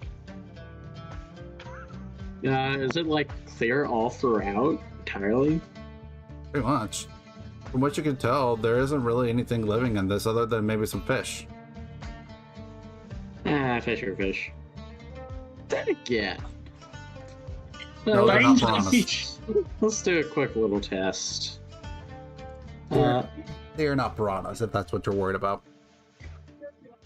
There are still other meat-eating fish. How about you try throwing the knife in there? They wouldn't Look, eat the I knife. think that'll only serve to piss off anything. So, with that being said, are you going to actually try to go into this water, or? Can we like see? Is it like clear water? Can we see like the bottom or? Yeah. You see something glimmering at the bottom of it. I'm assuming that has magic coming off of it. Yes. If you are the one that That casts thing is magical. detect magic, then yes, you are the one that notices that this is magical. Right, looks at it, points at it, and says, "See that one thing? Whatever it is, it's magical." Who can hold hit their for breath for the most time? Hold on now. We need a precaution. Wait, can I find like a rock somewhere, like small rock? Mm-hmm. I cast light on the rock and throw it in the lake just to get like a better view, maybe. Smart. I will say that what you see at the bottom of this was, what is the number of this one? It was, what do you call it?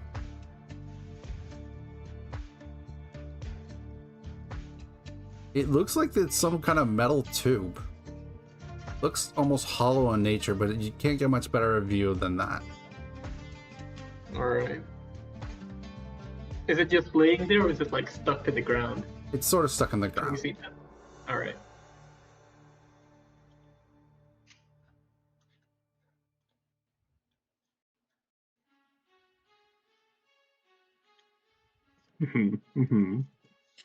I have a spell actually. Control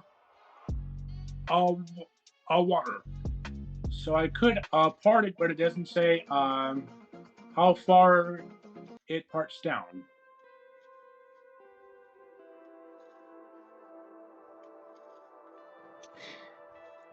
Well, how far can you control it?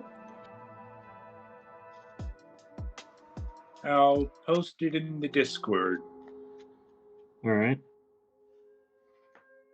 I can create a trench, but it doesn't say how far that the trench will go down. So I could create the trench, and then someone can go and grab it, and then they get back up fast. And just in case, we can tie a rope to them so we can pull them out if we need to. Very good idea. So should I stay on the pull team, or should I go down there and help pull the thing out?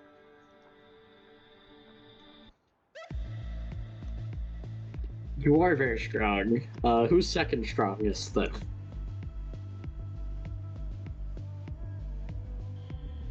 Who's the second beefiest of the party? Because I know it's not me. So, from what I'm reading, it sounds like you make a trench just splitting the water, almost like Moses does with the Red Sea. But it sounds like the water starts filling back in immediately, but slowly. I found something else. It's up to 100 feet too. It would definitely reach the other side of this lake. This lake isn't super big. Okay. So essentially what it sounds like is you would have to walk in, grab this, and then dash out if you want to not get wet. Or someone said tie a rope around a person and then pull them in. I mean, your best bet then at that point would be probably Sovereignty to go get it. Because Sovereignty can swim. Well, not even just that. Sovereignty also has a movement speed of 40. I thought That water too. extinguishes fire. I mean, a number. Well, Wait, but we don't necessarily know what it does though. Do we really want to like put her in harm's way, like in potential harm's way? no, we don't. Damn it. Wow. Don't worry about that.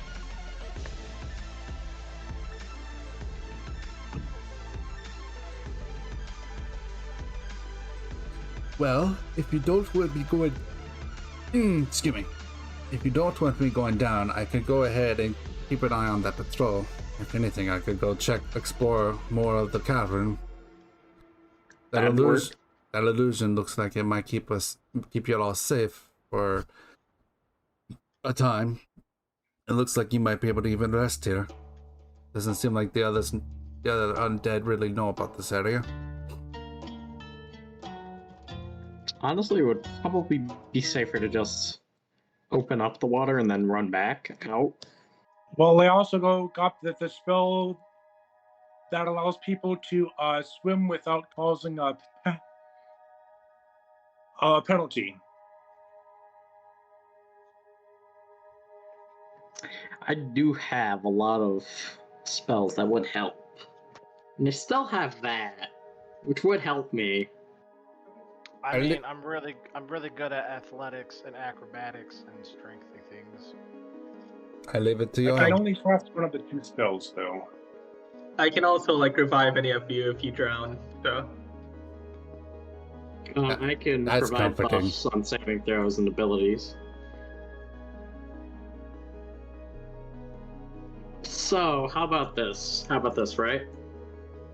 Graybar points the water. Pink runs down and gets it. Right before that, I'm gonna put my buff on him for saving throws. Just in case. And he can run back out.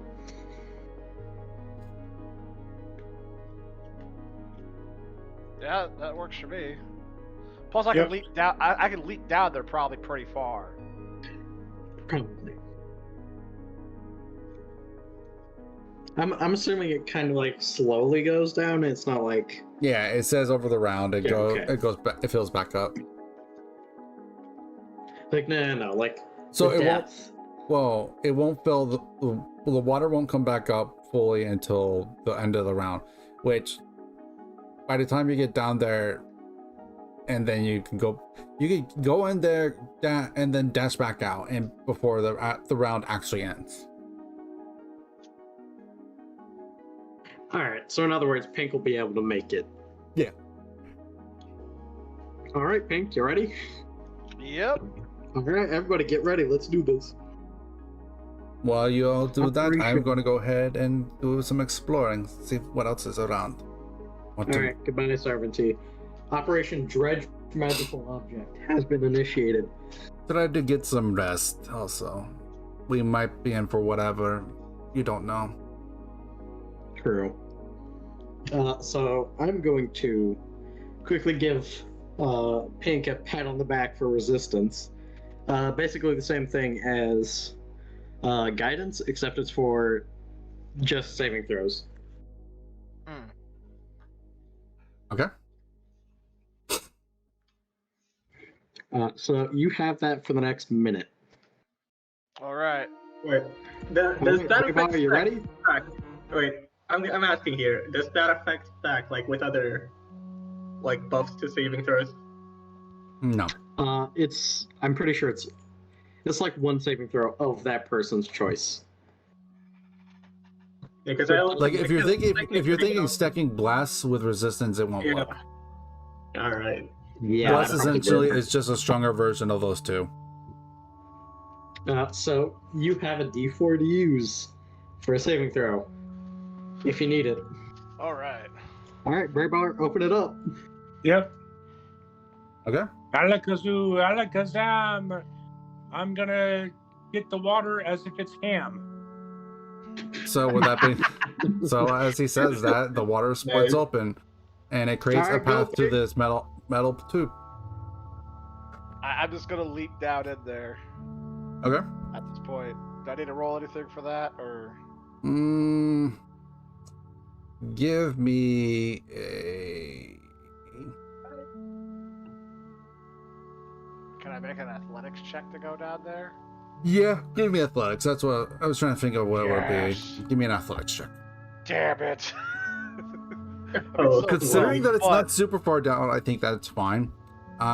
You would still take a little bit of damage, but not a lot. You take 3 points of damage. Oh, okay. Don't worry, we'll heal you as soon as you get back. Just get it done. Slap myself in the face with lay on hand. Let's go. So All right. So I need to start lifting that damn thing up. all right. So give me a strength check.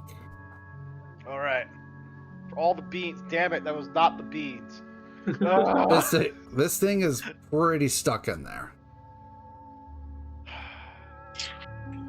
Let me try more beans. I will allow you to make one more strength check. Okay, come on, the beans. Let's go. No!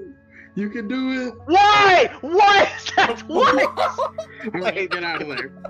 Come on. I hate him so much.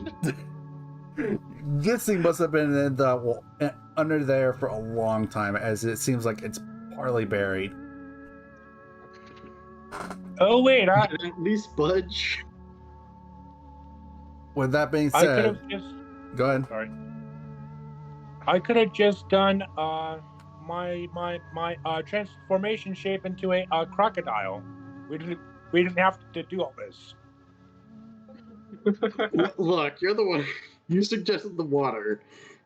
Well, I forgot about the shape As- thing, though. I As he never says used that, shape the thing. water comes crashing back in. Go, Pink. Pink, I need you to make a Constitution saving throw. Okay. You have a D4 if you need it. Oh, and I have a D4. 1 second. Yes, you have a D4. You may roll that. You don't have to add it.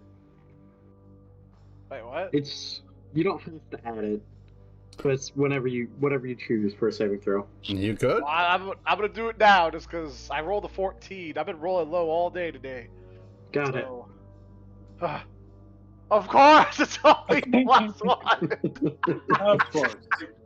It's like, hey man, I heard you kept rolling pretty high on some other times. It's time for you to suffer. As the water comes crushing down on you, you feel this immense pressure come smashing down on you with the water, and it feels like it feels more immense pressure than you have ever felt. And the normal person would fall to their knees from underneath this pressure, but you managed to continue to stand as you don't suffer any dire consequences. Alright. You made the save just. The one was all I needed. You do take, however, 6 points of bludgeoning damage from the crashing fine. water. That is fine. Alright, Pig has to get back. Am I still underwater at this point in time? You are very much underwater still. How But- much air, dude? You can hold your breath for 1 minute plus your con modifier. So I have a 7. Oh, no, my con modifier, right? Not my Constitution saving throw, but my con modifier, right? Yes, So that's plus 4. So is that 5 minutes? that is correct. You can hold your breath for Alright. 5 minutes underwater. Can I try to strain that weapon out one more time? I will tell you right now that give it how long you could hold your breath, and each round of trying to make a check for a strength check, you're gonna make it, because you have 10 rounds per a minute. So you would have 50 rounds. yeah, You would you have got 50 this. rounds before you start running out of breath. Oh, dude, let me try again underwater. Let's go. So I'm gonna say I'll let you try one more time, but I'm gonna say that you don't need to, because you're more like, statistically speaking, like there's no way you fail that many times. I just want to see how dramatic it gets, okay? Like, because I kept rolling. I will will see do clear. 3 rounds. That's it. Okay. I'm not letting Alright. you do more. All right, got an 8. It's a little better than before. It's starting to loosen up. The water's helping. Come on. Got a 16.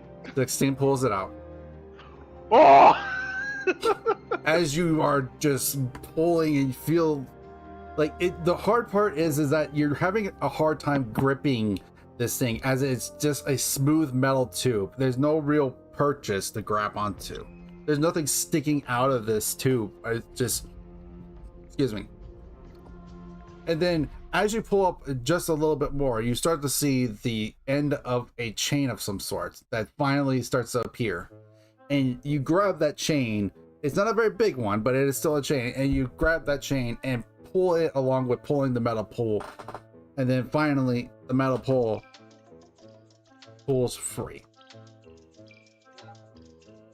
All right.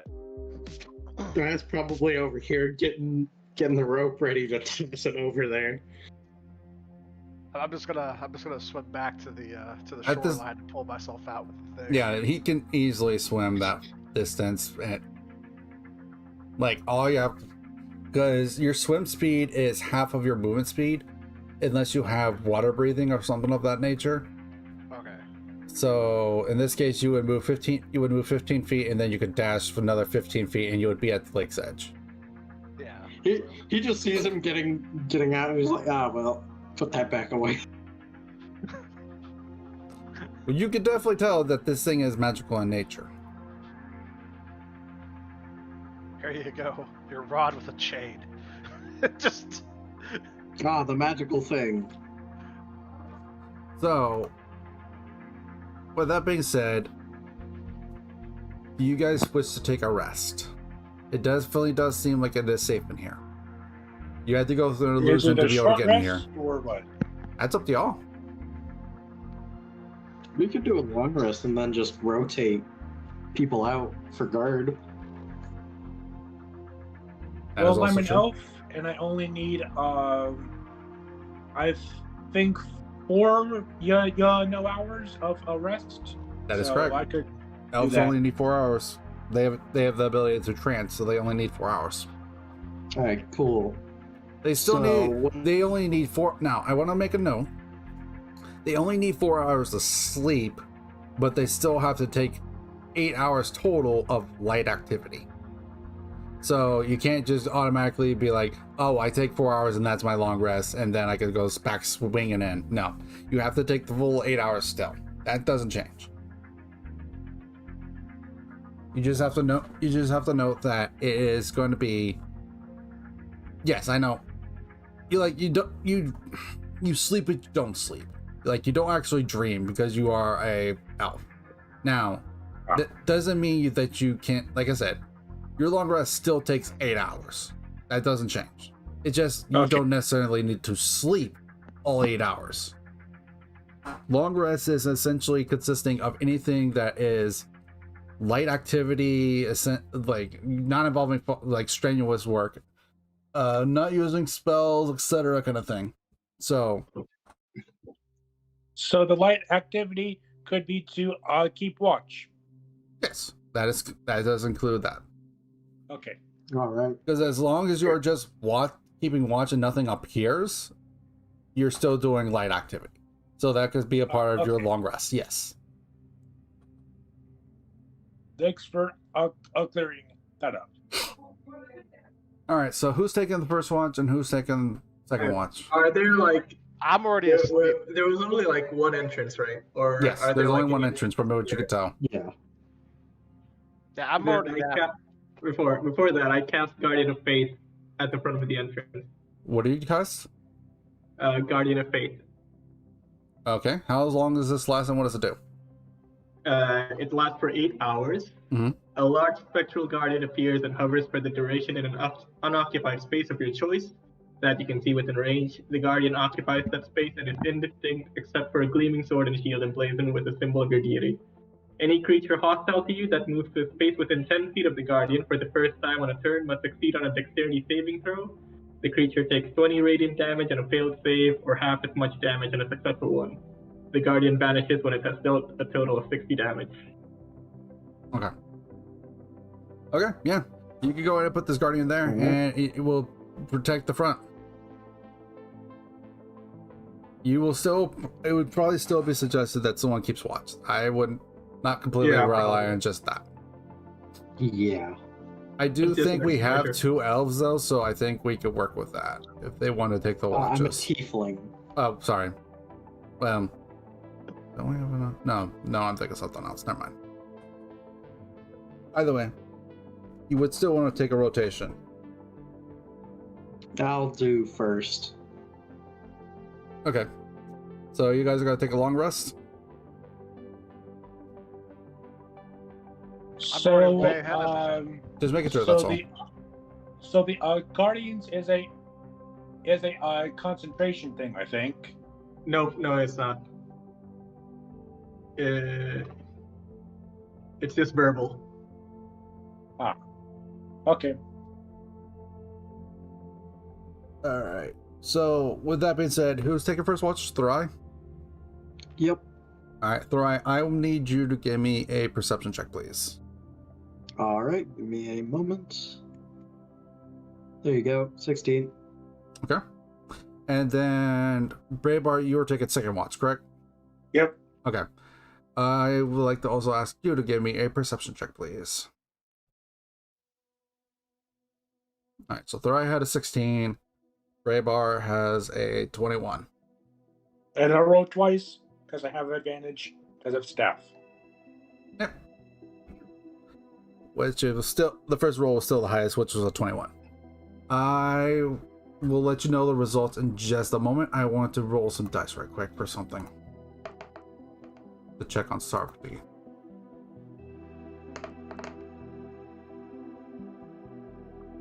Okay.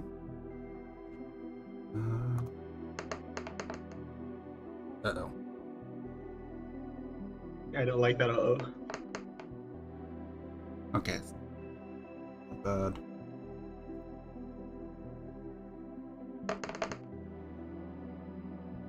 Okay, sure.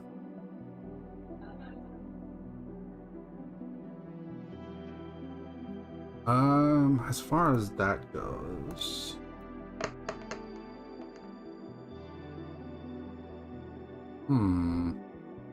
interesting. Isn't it interesting?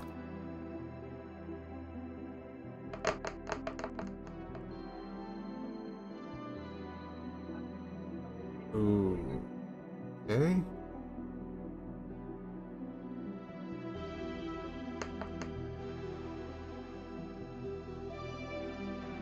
Alright, and I think they do that much damage as well, so that.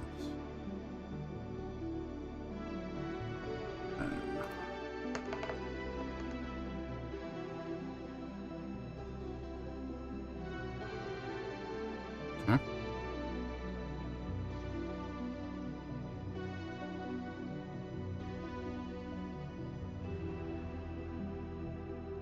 And then there's that. True. There's true. Roll some more dice. Do that check. Okay. That check. Okay. You would definitely notice that. Okay.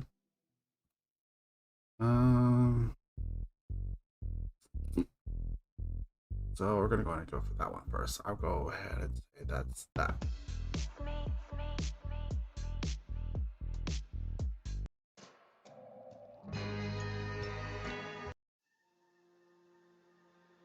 So go to here, to that table. Okay. 100. 31. 31 is... Ooh, okay. It's interesting. Where's a thing I can write down with?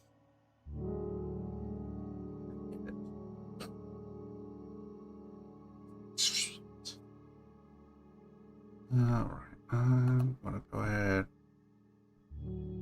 Ooh, go documents. Where are you? There you are.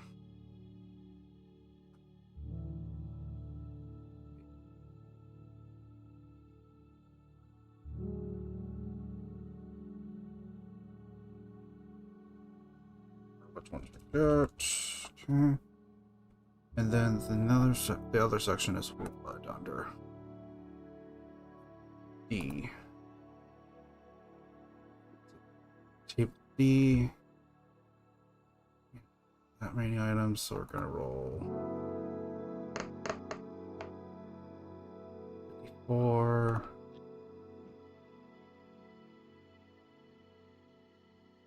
I'll have to look that up, but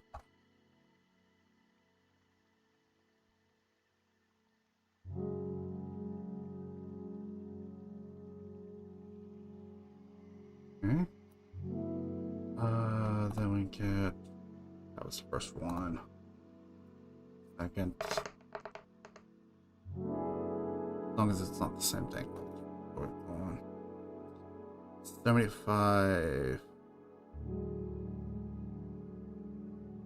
25 is that.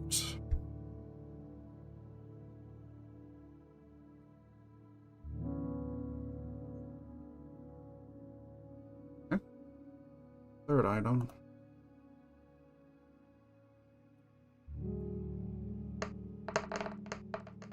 Is 74. Is that the same thing?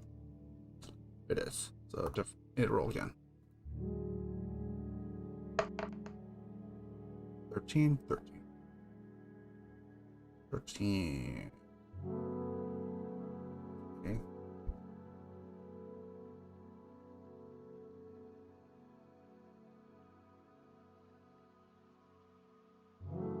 Then I need to check my map to make sure there wasn't anything else. No.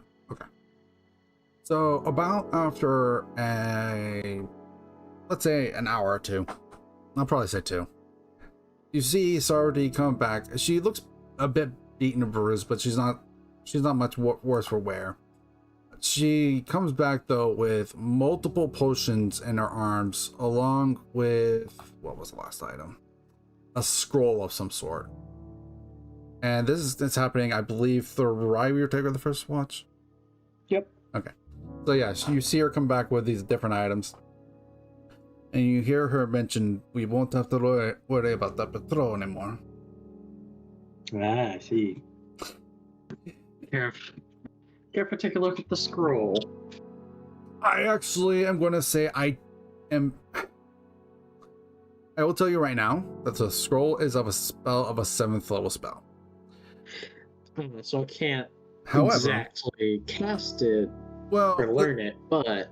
Well, the thing is that I don't know what spell it is right now. And I would actually have to do a little bit of research before I give you a for certain what scroll that is. Ah, that's fine. So if you give me some time, I'll research what that scroll is. Alright. Alright. So I'm going to go ahead and say the rise, since you're on the first watch, nothing other than what's already coming back is what you see. Alright. You will say, is there any particular item that you spend time with first? The sword, one of the two, the staff, the rod, or the metal tube? I'm gonna spend some time with the metal tube. Okay. It took some effort to get that thing out. Might as Okay. well find out. So during the first hour of your watch, you find out that the tube is actually called a chime of opening.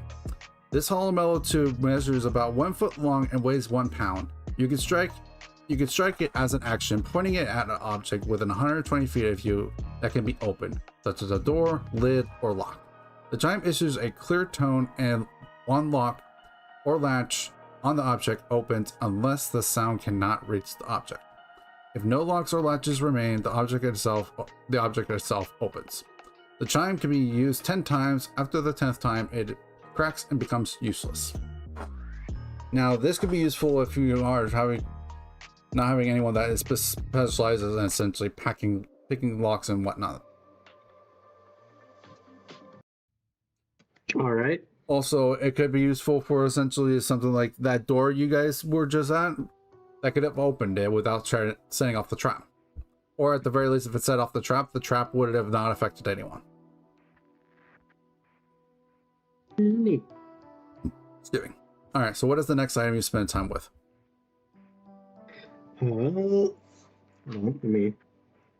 Let's find out. We'll say the rod with the 2 figures and wings. Okay. You found a Rod of Resurrection. The rod has 5 charges. While you hold it, you can use an action to cast one of the following spells from it. Heal, which expends 1 charge, or Resurrection, which expends 5 charges. The rod regains 1 expended charge daily at dawn. If the rod is reduced to 0 charges, roll a d20. On a 1, the rod disappears in a burst of radiance. This rod requires attunement, and it can only be attuned by a cleric, a druid, or a paladin. Neat. There's 2 items left. I am also going to say, considering that your shift probably is 4 hours, I'm going to say you probably will be able to see what the other 2 are. All right, let me finish up my notes for this one. Okay. Just let me know when you're ready. All right, which one's next? The sword or the staff. That is your choice. I assume the sword would be probably the next one. We'll do the staff first. Okay. I don't want to take the sword from Pink yet. Well, She's holding on to it. the staff is the Staff of the Magi. Ooh. This staff is insanely good, just so you're aware. I know.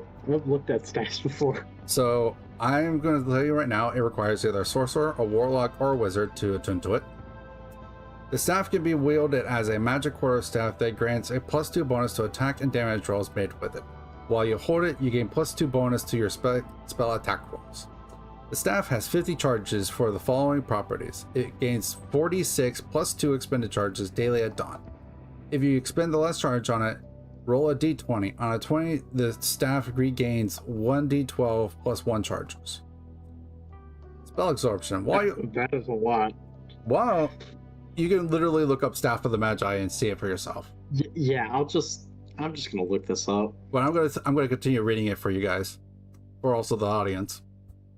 Spell absorption. While holding the staff, you have advantage on saving throws against spells. In addition, you can use your reaction when another creature casts a spell that targets only you. If you do, the spell absorbs the spell, canceling the effects and gaining a number of charge equals to an absorbed spell's level. However, if doing so brings the spell's total staff number of charges above 50, the staff explodes as if you activated its retributive strike, which is seen below. Changing music real quick. The spells that it carries is, while holding the staff, you can use an action to expend some charges to cast one of the following spells from it. You using your spell save DC and a spellcasting ability. Conjure Elemental, 7 charges. Dispel Magic, 3 charges. Fireball 7th level, 7 charges. Flaming Sphere, 2 charges. Ice Storm, 4 charges. Invisibility, not greater but regular invisibility, 2 charges. Knock, 2 charges. Lightning Bolt, 7th level version, 7 charges. Pass Wall, 5 charges. Plane Shift, 7 charges. Telekinesis, 5 charges. Wall of Fire, 4 charges. And Web, 2 charges. You can excuse me. You can also use an action to cast one of the following spells from the staff without using any charges. Arcane Lock, Detect Magic, Enlarge Reduce, Light, Mage Hand, or Protection from Good and Evil. Retributive Strike. When you use an action to break the staff over your knee or against a solid surface, performing a retributive strike. The staff is destroyed and releases its remaining magic in an explosion that expands to fill a 30-foot radius sphere considered on it. You have a 50% chance to instantly travel to a random plane of existence, avoiding the explosion. If you fail to avoid the effect, you take force damage equal to 16 times the number of charges in the staff. Each other creature in the area must make a Dexterity DC 17 saving throw. On a failed save, a creature takes an amount of damage based on how far away it is from the point of origin, as shown in the following table. On a successful, each creature takes half as much. So if you're 10 feet away or closer, 8 times the number of charges. If you are 11 to 20 feet, 6 times. If you're 21 to 30, you take 4. So if you're the one holding it, you will take 16 times the number of charges. But long story short is this staff is insanely strong. That it is. Very, very fun. Alright, Pink, here you go. The sword is called 1 second. a thing. Just say when. I'm gonna disappear really quick. Okay. And I'm also gonna... Well, I technically don't know what the sword is yet anyways, so...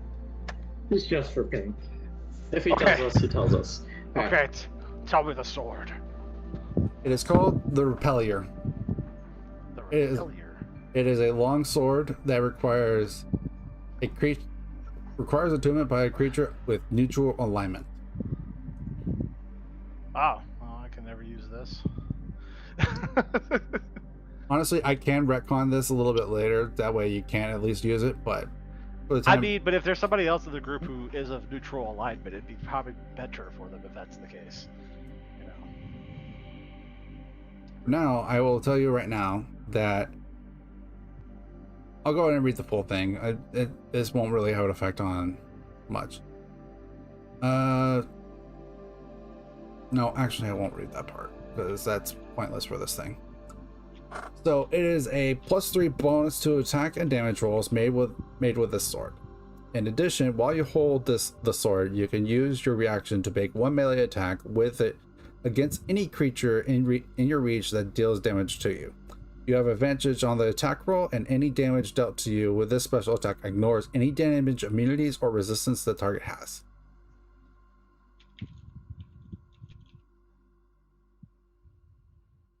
So effectively, it is a +3 legendary sword. Oh, damn. But it also only just aligns the neutral type foe. Gotcha. Yeah, but yeah, I'm neutral, but I use the spears though. I was trying to figure out what the whole neutral thing was about, but actually, I can actually retcon it later. What was this sword exactly called again? Repellier. Romeo, Echo, Papa, Lima, India, Echo, Romeo. Oh, there it is. Okay.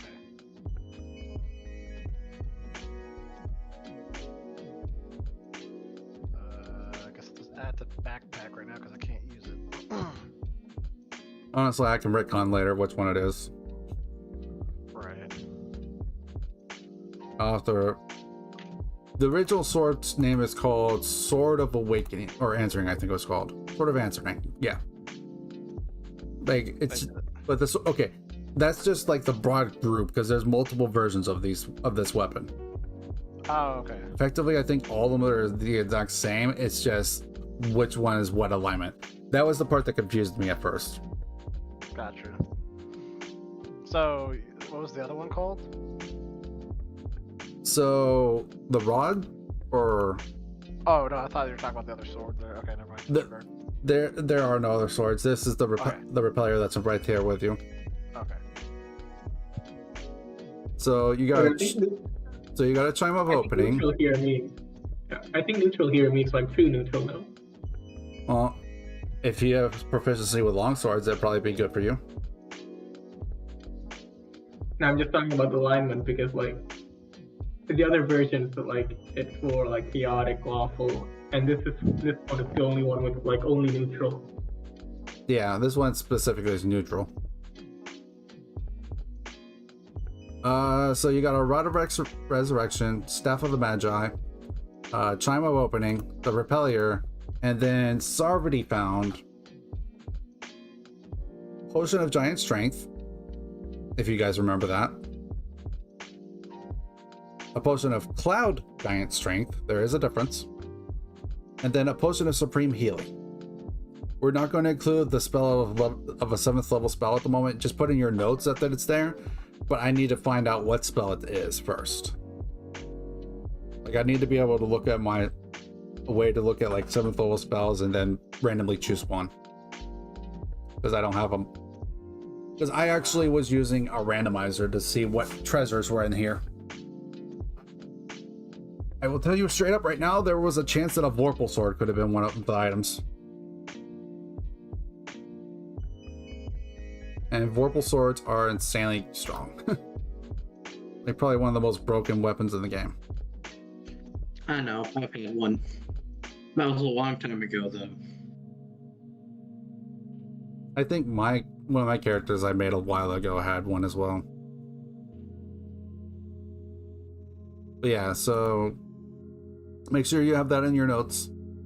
Chime of Opening, Rod of Resurrection, Staff of the Magi, Repeller, Potion of Giant Strength, Potion of Cloud Giant Strength, and a Potion of Supreme Healing. And then a spell scroll of 7th level. You could probably find that if you go to Manage Inventory and just type them all in. Yeah. Cav, did you want that sword for like the Replier? Sorry, were you talking to me or? Yeah, Well, yeah, I mean, you said you had that neutral alignment, right? No, I'm lawful neutral, not true neutral. Oh, I think it just means has to say neutral here though, from what it states. Let me check this. It just says requires attunement by a creature with a neutral alignment. I mean, like you would fall under, lawful, neutral, or chaotic neutral. It's still it wouldn't matter at that point. You'd be neutral, unless it means neutral as in, like the first part, meaning that it'd be the other instead of the column, being the row, I guess, right? It actually specifically requires true neutral. Because neutral. Because there are swords that are. That's fine. Yeah. So there's swords for each alignment, which there's chaotic good, chaotic evil, lawful neutral, chaotic neutral, so on and so forth, and neutral good. Looks like we're gonna smelt this thing down. I mean, I could also retcon it that way. If you guys really care to have it, you can. But for now, I can make memes and jokes about it from here on out. Well, I'm gonna ask you right now: do any one of you want to try to attune to it? If you could get the chance, would you attune to it?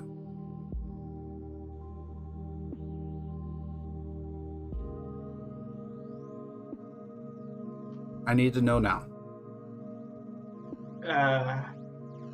Like it seems like a good weapon, but thing is, I've got like the polearm master feat, so it feels like a waste if I don't use a polearm. I mean, it's a good weapon. Like, I mean, I could. It's a good weapon in general. Yeah, I mean, I could use it. It's not bad. I mean, +3 bonus to attack and damage rolls made with the sword. I mean, it's not bad at all. I can use my reaction. I can do the melee, to make one melee attack with it against any creature you reach that deals damage to you. I mean, yeah, it's not a bad weapon at all. It's just that I can't attune to it. I mean, There's somebody in the group that can attune to it that I'd rather them use it because it's like, hey, we don't have to retcon it. You can keep it the way it is. We're good to go. I doubt Artorias would, because he already has a weapon that could be any weapon he wants it to be effectively.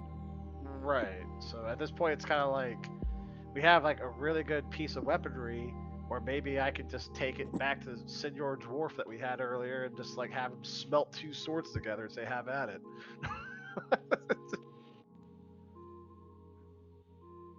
You probably want to give this to Senor Dwarf. I'm thinking about it. You could also sell it for probably a chunk load of money. Yeah, but I kind of want to like meld them together. I'm gonna tell you right now, I don't want to try to figure out another thing like that. Damn it. Plus, also, we're talking about a sword of legendary proportions. Like that, I'm pretty sure that the dwarf would not be able to do that. He's already really skilled, but he's not the most skilled dwarf. Gotcha. I was just okay. He would probably refuse too, because it's such a beautiful piece. There's always that too possibility. What if we just gave it to like a random dude? Like, we find someone on the street and just give it to him. We're gonna hear stories of that NPC just going around like saving the day, like causing mayhem. The world. He ends up saving the world while we're. I mean, if we give Repellier to someone, they would have to be first off neutral nature before they can use it, anyways. There we go. This is how we find our King Arthur of the series. We just keep making somebody try to attune into it while they get blown backwards from the weapon. That work?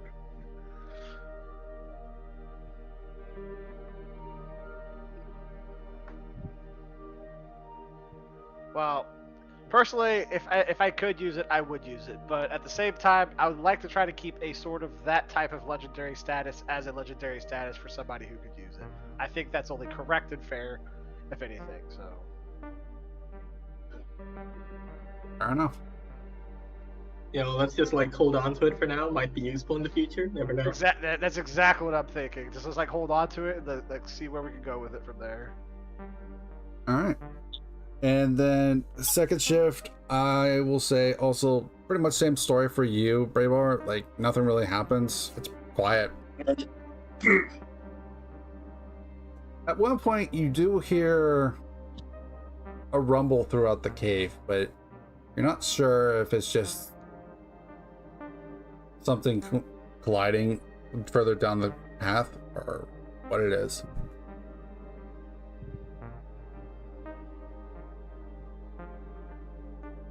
With that being said, though, you all do get a long rest. You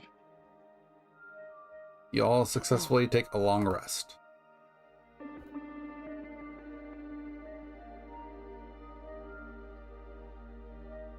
Oh, there it goes. Didn't realize it. Okay, cool.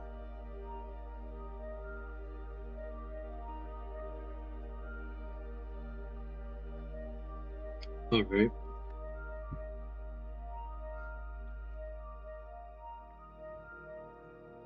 All right. So, with that being said, you all take a long rest. What do you wish to do? I think it's time for me to poke my head back out to the hallway. Nothing there. I'll motion in with my hand and we'll just, I guess, move along. All right. So, the Minotaurs are gone, right? Yes. Like that's what you said earlier? Yes. All right. So I already took care of them. Well, I expected that. They gave her a little trouble, but she took care of them. Today, my back is safe from axes.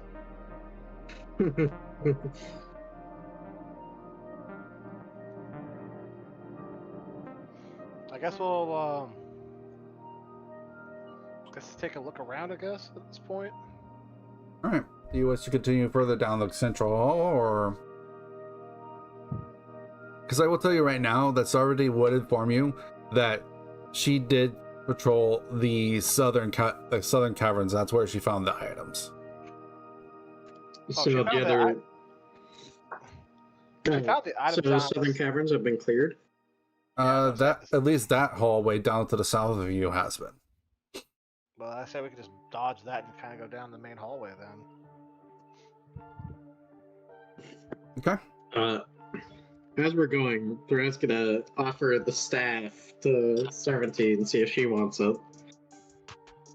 Are you gonna do that before you leave the like before the long rest ends, or? Yeah, I'm gonna do it like after the long rest before we leave. Well, you do have to realize that she would have to attune to it, and it would take an hour to attune. Well, she She came can back at still the attune halfway. to it later. What's up?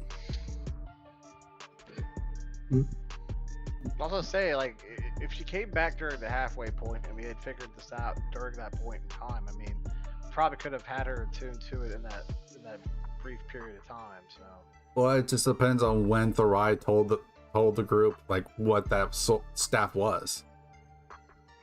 It probably would have been later on because everybody mostly would have been sleeping during the watches. He probably told Braybar when he woke up, like, "Hey, these are these things. You probably want to know about this." But besides that, in the morning, everybody would know. Yep. Because I assume after Sarvati has given me, or has come in, it's already been a little while. I'm maybe on like the second item. Like I'm still doing it. Yeah, the second item I She's think was probably already the been- Rod of Resurrection. Yeah, so Sarvati's probably already been asleep by the time I got to it.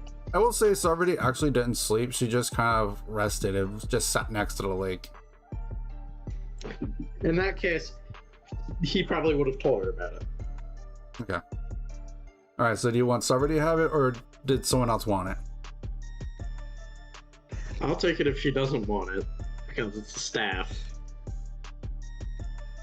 And I can actually use it.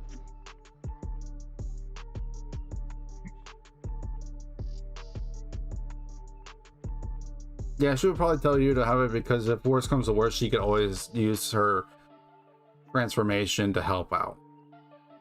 Alright.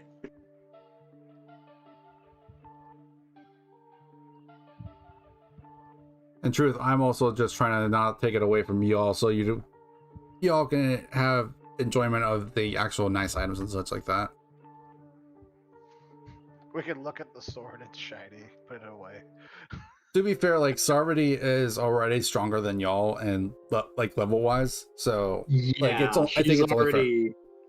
So I think it's only fair that you Strong. guys don't get taken away from like the really nice, pretty, shiny things. If I can help it.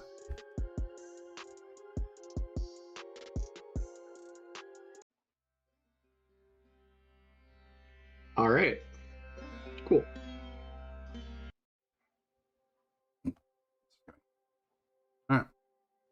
So with that being said, I'm assuming you would attune to it, so go ahead and attune to the Staff of the Magi. Has been done.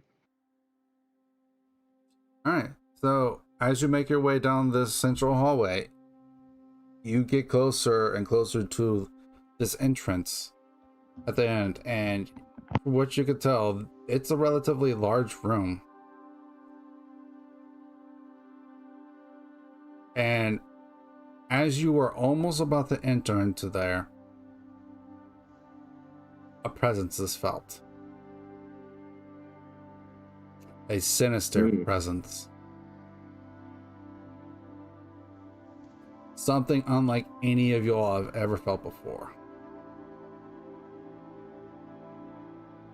If you look at Sarvati, her hair is standing on end.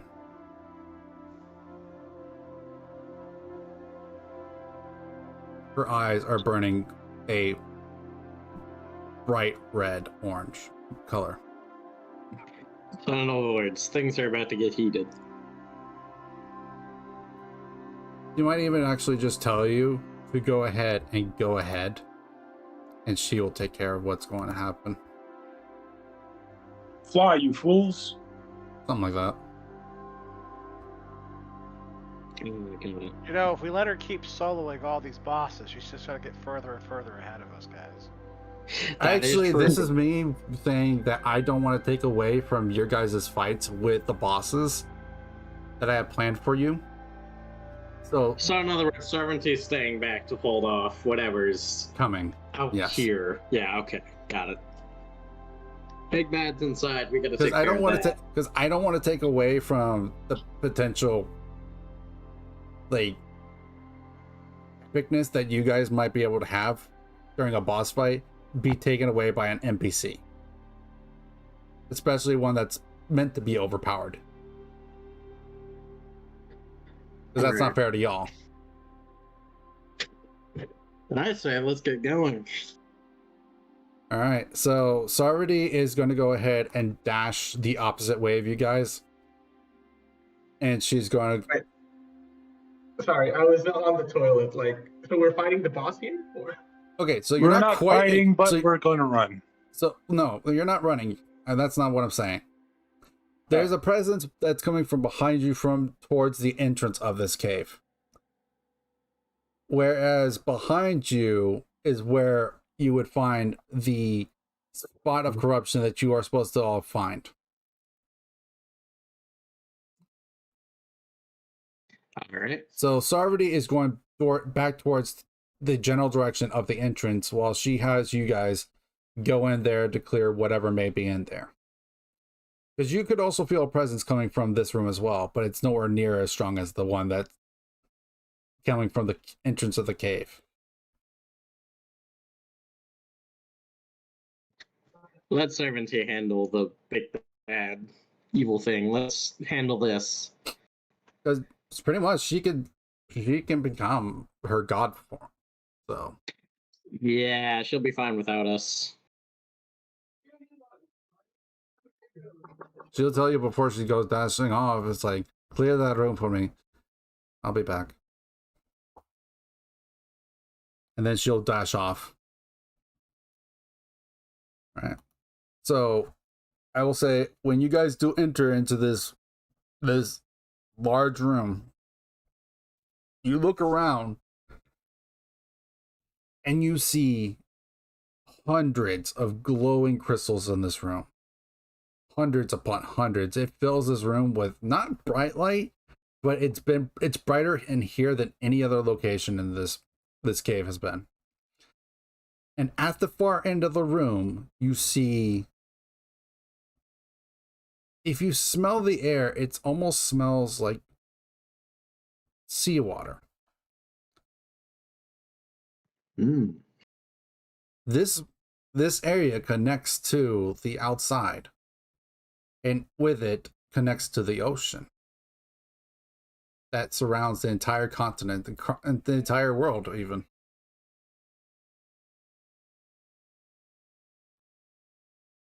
And that's when you start to feel the rumbles again. Closer. And closer. Closer. The rumbles get stronger and stronger. And when it finally shows up, you see a giant. Maybe I want to make sure the exact details correct. And this creature is enormous in size. It is clearly a giant creature. But this creature has definitely been made by some sort of necromantic powers. As you see a giant skeleton. And as you look at this creature, you can see slight crevices of lightning going up and down this creature. This is a storm giant skeleton. It is humongous in size. And that, my friends, is where we will roll initiative.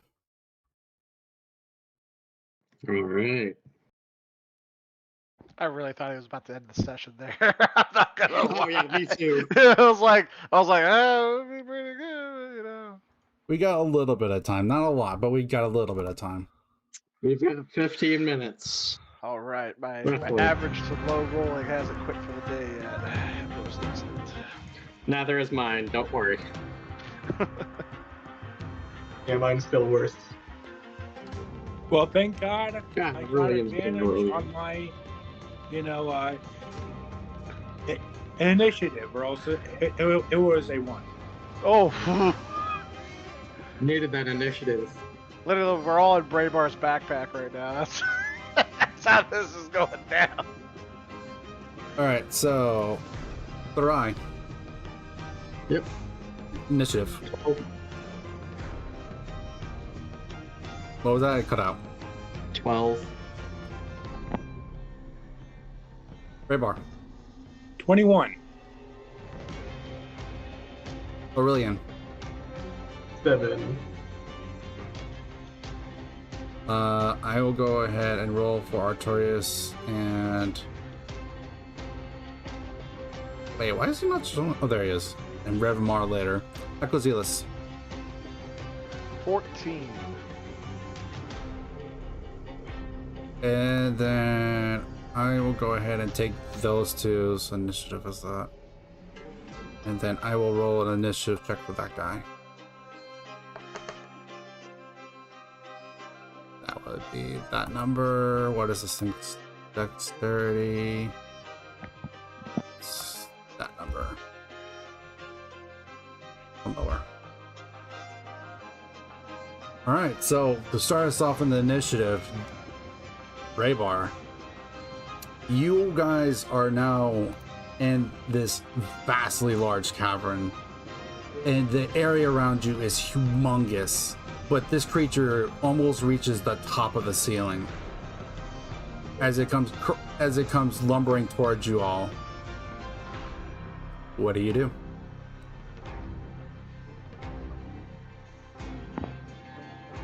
It's a skeleton, so is it a humanoid shape, or? It is a humanoid kind of shape, yes. I will do hold a person.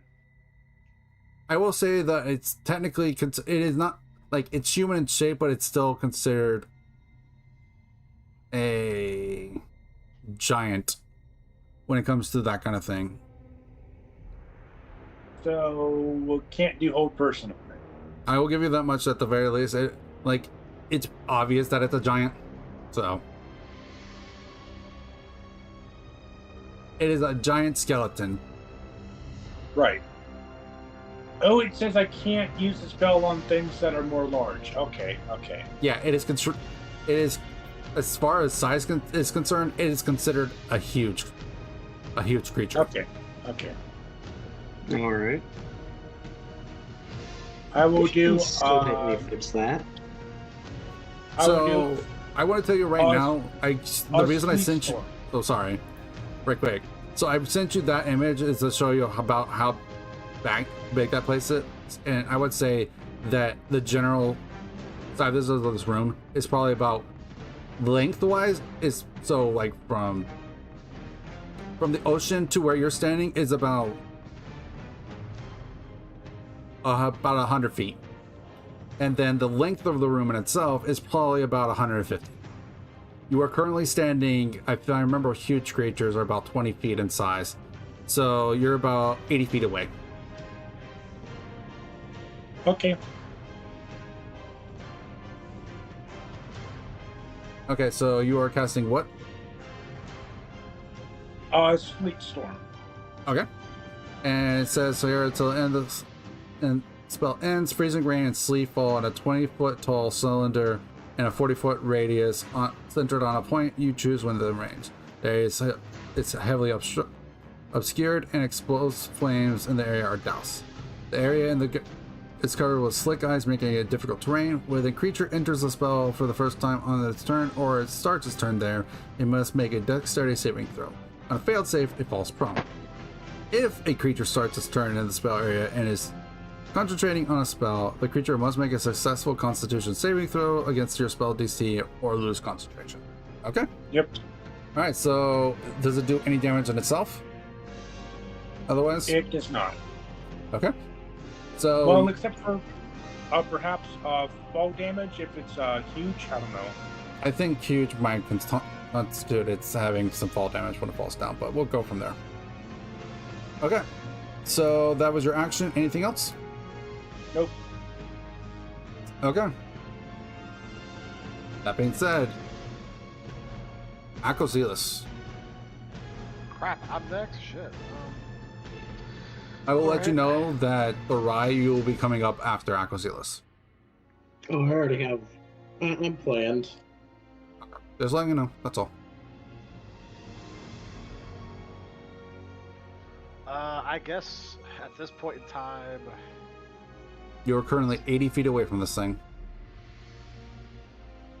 all right. 80 feet away, shit.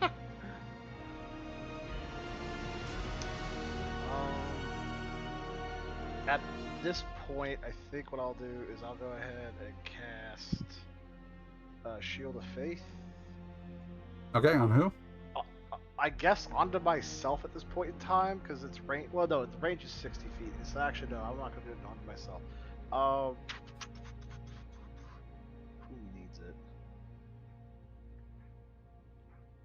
Eeny, meeny, miny, Thry. Fair enough. All right. No, wait. Cav. Keep the healer up. Makes That's smart. sense.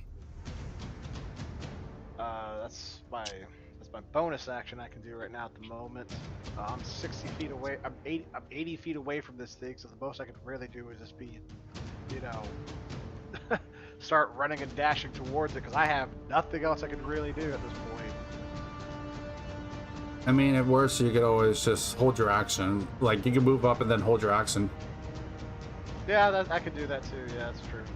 Yeah, let's move up and hold my action. Okay, so are you going to move forward or are you going to just stay where you're at? Well, I'm gonna move up, so yeah, I'm gonna move up and hold my action from that point. Alright, so you're going to move up 30 Okay. feet, so you're about 50 feet away from it? Yep. Okay.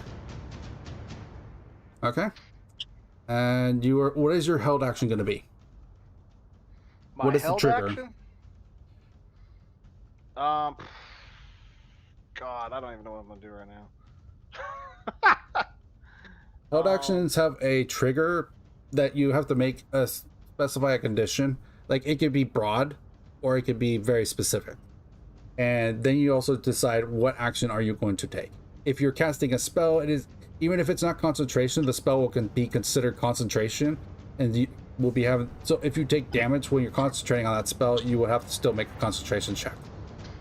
Right. I think instead what I'll do is I'll get ready to ready my shield, I guess, for when it's for my action, even though it's a bonus action to do this, but So are you wanting to go ahead and taunt it when it comes in the range? Is that what you're asking to yeah, do? pretty much. Yeah, that's pretty much what I would want to do. Just go ahead and taunt it when it gets in the range. Okay, so when it gets in the range, you're gonna taunt it. Okay. Alright. Well, speaking of which, it is now currently the Storm Giant's turn. And this thing All right. is going to move forward towards you all. And it's gonna come right to just in front of you, Acozelis. And as it gets in front of you, you set off the taunt. Can you remind me of what the taunt does? Taunt, any enemy creatures within 15 feet must attack this creature, which would be me, unless they pass a wisdom saving throw of DC 14. If failed, they take D4 damage.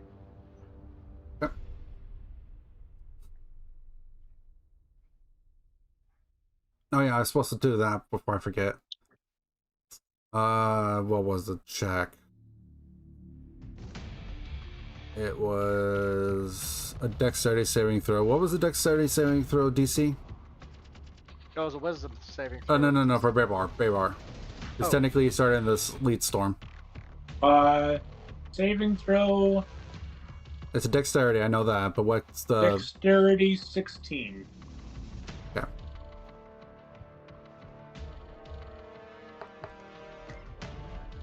It passes. Okay. It rolled a 6. It actually straight up just rolled a 16, so... Like, on the dice, so... Unfortunate, but it happens. So, it does not go prone, and it does move up to you, Pink, and when it does, you set off the taunt. And with that, it is actually going to go ahead and make an attack. It's going to go ahead and swing at you, Pink, with its great sword.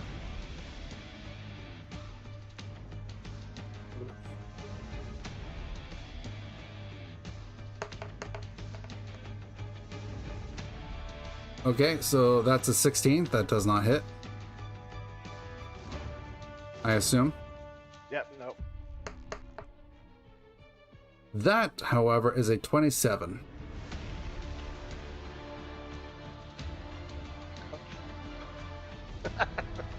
That's bad. That's bad. That's.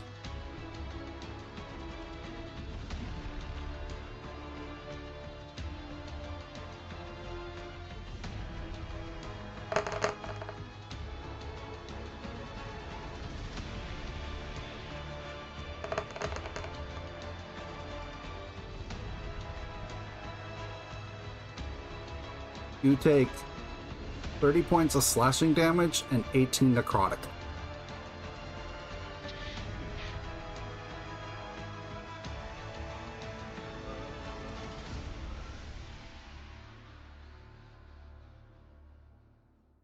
So, you said how much again? Total 48. Yeah. The reason I separated it is in case there's resistances and whatnot. Gotcha. Which there isn't. I mean, well, wait. It's not. No, it's just a regular attack. It's not a spell or anything else like that. Damn it. If Kriv was still here, he would have resistance to the slashing at the very least. Oh yeah, no, that's true. Alright, and that is all it's going to do. Awry. You just see this giant just slam its great sword into Akozilis. He puts up the shield, but he's pushed down into the heavily into the ground as the strength of this giant is clearly overpowering him. All right. I do want to let you know that you guys do have those potions of giant strength. So, All right. I think we know who needs them. And the only two people that really care, there's only like 3 people on the team that actually care about strength. Yeah. Speaking of which, I'm gonna call out to I'm gonna ask right really quick. fast. Akozilis, would you carry one of those potions? The giant strength potions? If I didn't put it in my inventory, then I probably was not carrying it on me at the time. I don't have it in my inventory at the time. Okay. Alright, so sorry about that. Thurai, what are you gonna do? I'm gonna call out to Akozilis really quick, just so he knows about this. Hey, I'm gonna even the odds for you, so you're gonna get a growth square here in a second. I'm gonna use the at-will enlarge reduce on our good friend Pink, and he shall become enlarged. Alright, and the enlarge spell will increase his size to become a large creature on it in his own right. With him becoming a large creature, you will also gain a d4 extra damage when you attack. Also advantage on strength checks and strength saving throws. I believe that's mainly if the creature is of smaller size, I think. But I don't know for certain. I'd have to re-look over the spell. I put it in the campaign chat. Okay.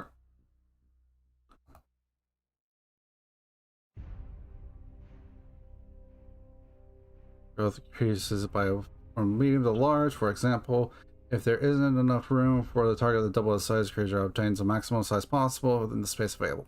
Till the spell ends, the target has advantage on strength checks and strength saving throws. The target's weapon also grows to match its new size. While these weapons are enlarged, the target also deals with them with 1d4 extra damage. And also, just in case.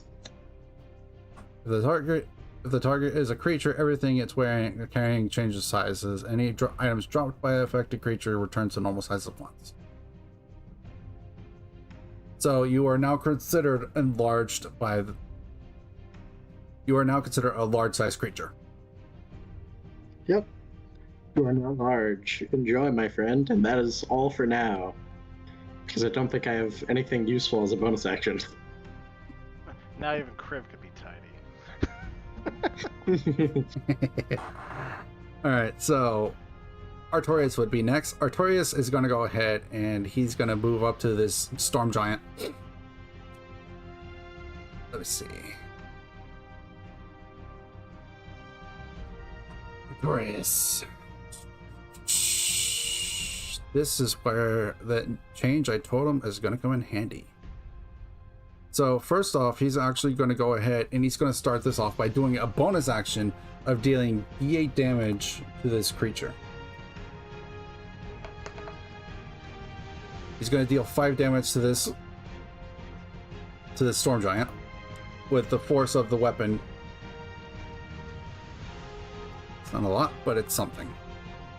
Then he is going to go ahead and he's going to change his...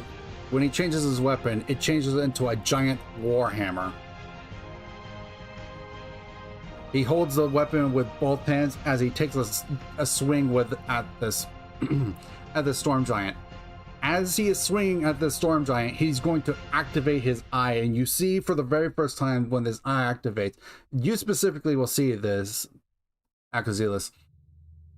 The eye glows with a golden power, and it almost fills the area around you, almost blindingly so.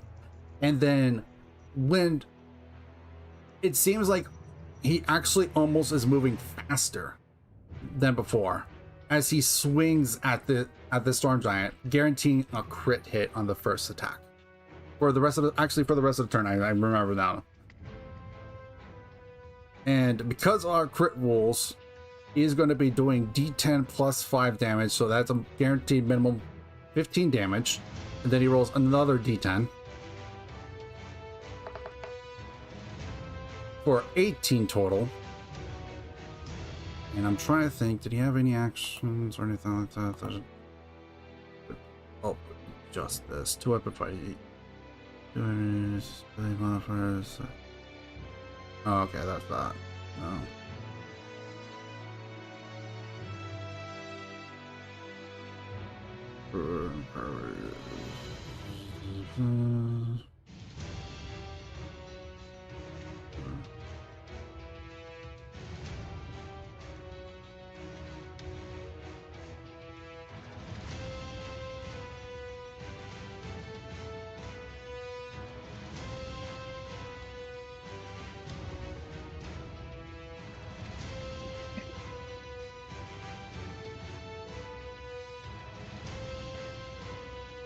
Oh, wait. I'm surprised he doesn't use this more often. Interesting. So, before he actually does all of that, because the eye is a free action, so we're aware. So he's going to cast a bonus action called Giant's Might. And he's actually going to become a larger size just like you, Akazilis.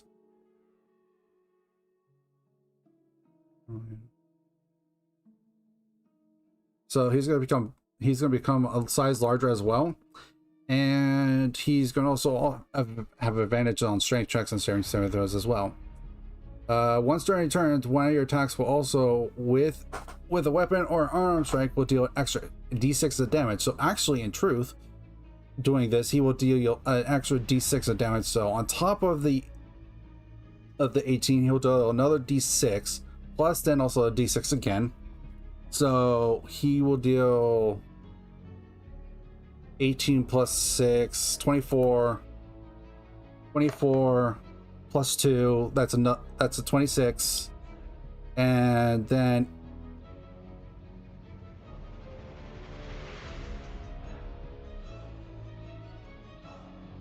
I had to make it. Oh, that's unfortunate, but This is already used as bonus action, but that's fine. But in this case, he's going to deal 26 damage, but because he is swinging with a bludgeoning weapon, and you see this creature roar out in pain as it seems like it's halfway down to topple, as the 26 actually becomes 52 damage.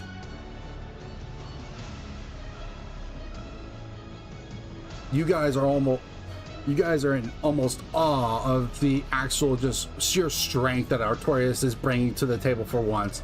Like, you've seen him fail time and time again, but for the first time ever, he is standing his ground and showing a fierce determination in him as he takes a second swing at this thing, and it will be another guaranteed crit because it is for the turn. With that being said, he will now roll his next damage.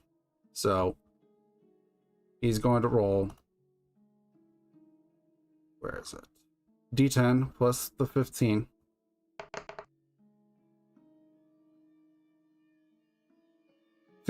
Plus 4. So that's a total of 19. With his feature of giant strength giving him another D6, so 25. 25 plus 2, 27. He deals 54? Math. Pink. 27 times 2, 54, right? Yeah, 27 times 2 is 54, Yeah. correct. Making sure. And then just wham right into its shin, right into the shin of this giant as it starts, the giant's knee or shin starts to crack with a reverberation through the entire thing as this thing roars in pain, almost bringing it to a knee as it crumples under the strength of this power of this hammer. As you see for the final time, Artorias seems to fill with energy and it excels even faster than before as he activates his action surge, which allows him to give one more action for the turn. I made this eye with this specific combo in mind.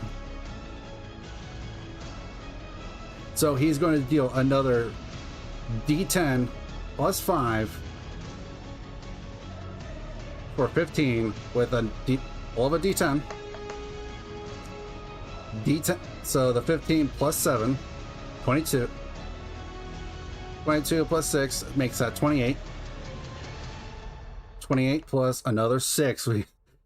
28 plus 6 makes that 34, which is 68 damage. So within 3 strikes, you have seen Artorias just wail on this creature as it brings it down to one knee, where it was standing strong and powerful.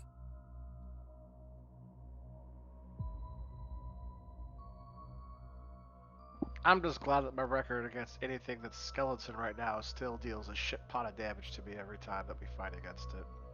I'm going to let you know right now, its damage is 66 plus 9. And then 4d8 with the great sword. So it deals a shit ton of damage. But it is also not, but the thing is that it's not very armored, so it's very easy to hit. It's kind of glass cannon-y. And I also want to note that he hit with a warhammer, so every single one of those was bludgeoning damage, and it has a weakness to bludgeoning.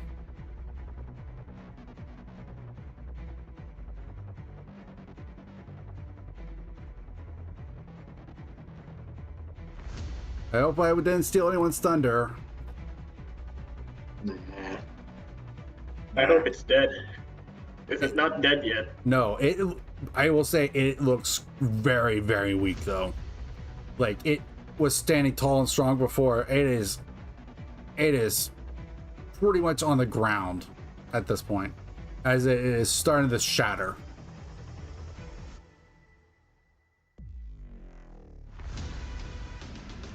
So, Artorias, if you watch this, yeah, there's a few things you could do with your character, and this is one of them.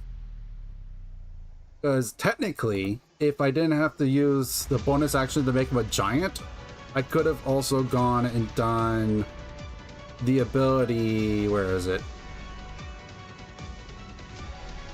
As a bonus action with Great Weapon Master, that when he makes a critical or he turns a creature to 0 HP, before you make a melee attack with a heavy weapon you're proficient in, you could choose to take a -5 penalty to the attack roll, which it wouldn't matter because he's just guaranteed crit anyways. You get a +10 to the damage. But he also went giant, so he deals an extra d6 plus another d6 on top of that with a crit. So he deals massive amount of damage, even with just the regular damage. I did what? 26, 27, and 34?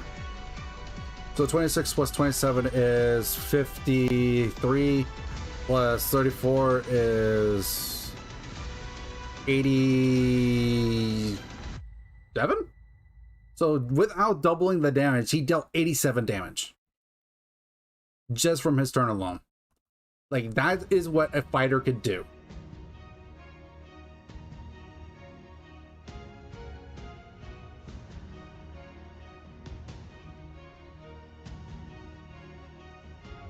Do you guys have anything to say? Did I take your thunder? If I did, apologies. No. You did not. Yeah. At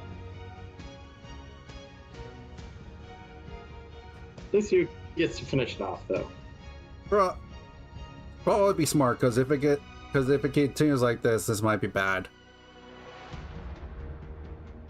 So, Artorias' son has been maximized.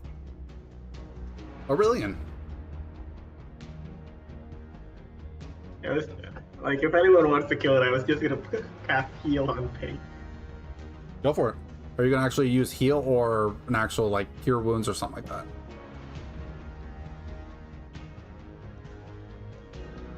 Ah, fuck. I wanted to use this, but if I use this, I can't heal him this turn. Well, that's okay, because I can heal him if you choose to go and attack, which might end up bringing the thing down. No, Yeah. no, I don't trust my attack roll. Fair. Do it. And I don't think I can do enough damage to, like, actually kill it, because Do it. I honestly kind of want Pink to kill it. No, I'm okay without killing it right now. I want my record to still stand that I somehow crumple in the face of skeletons. You technically have it. You have a turn before it goes again. Well, you do have the thimble thing. Oh yeah, true. This is true. So, pew, ice storm, boom, dead. I don't know.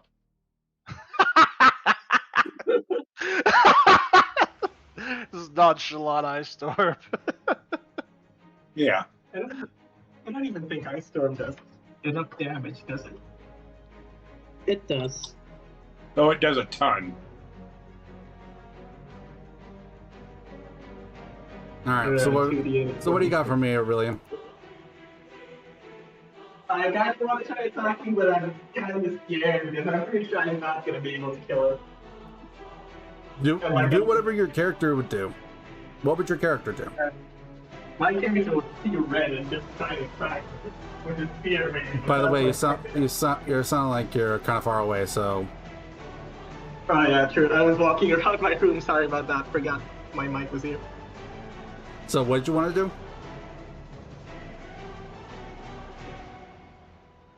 You know, fuck it. Let's cast Ice Storm. Alright, so what you got for me?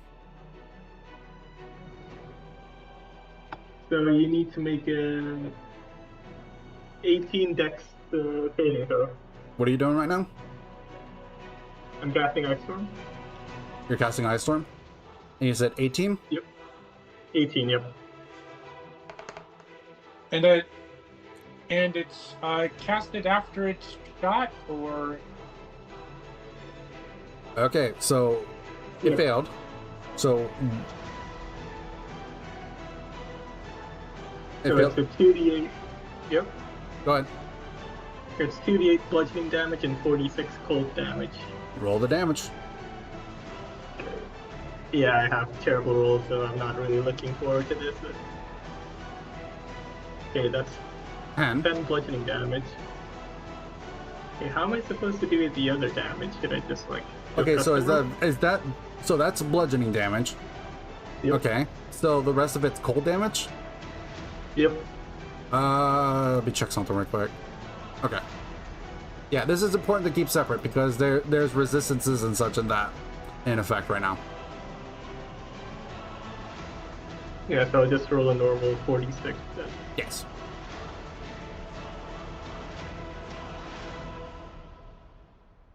Also, you guys all, even though you were here, should listen to the thing afterwards because there is actually music playing right now. And yeah, not a lot of damage. Okay, so the bludgeoning damage doubles because it's weak against that. The ice, though, it takes half of that because it's resistant to cold. So you actually dealt 25 damage to it.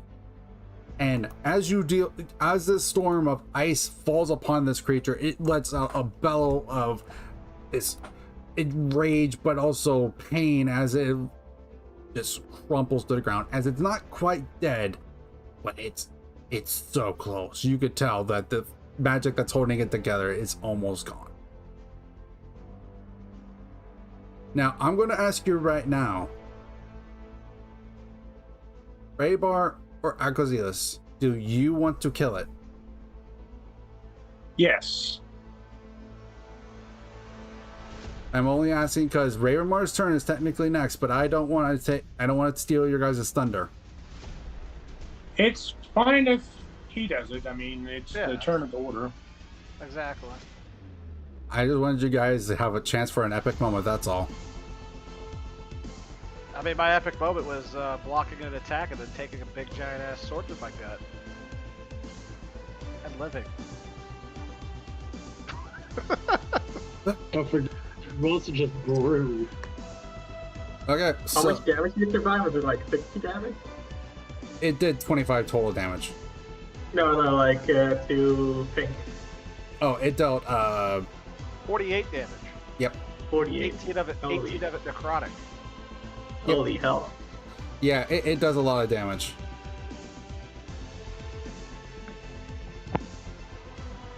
Um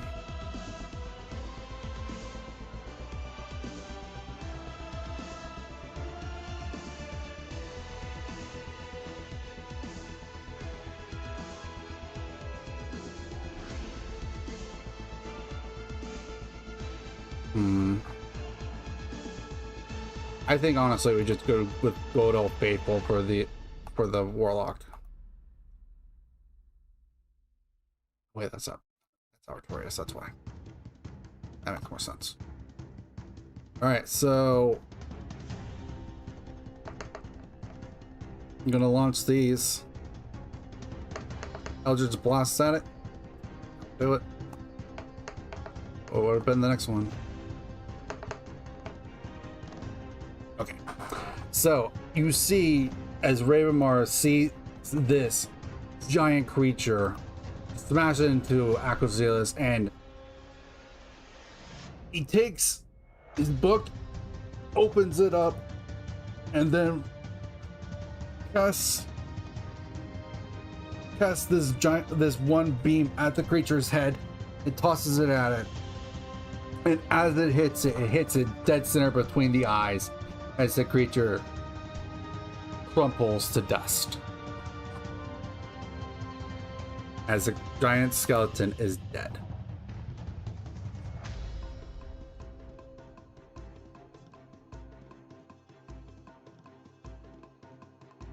It's bad. Mm-hmm.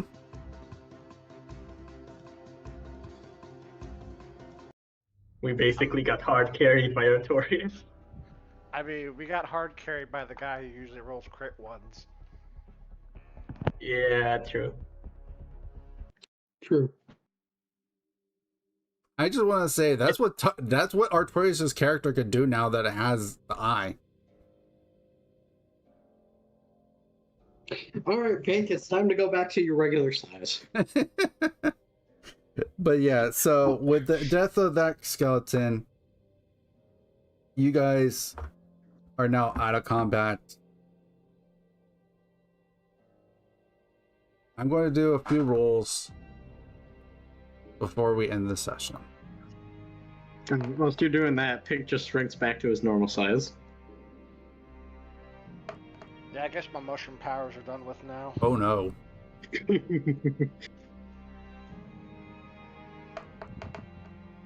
Look, those were only temporary. So are the trips.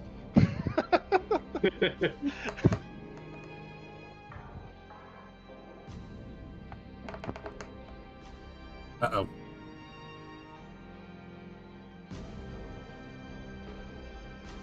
I don't like the sound of uh-oh.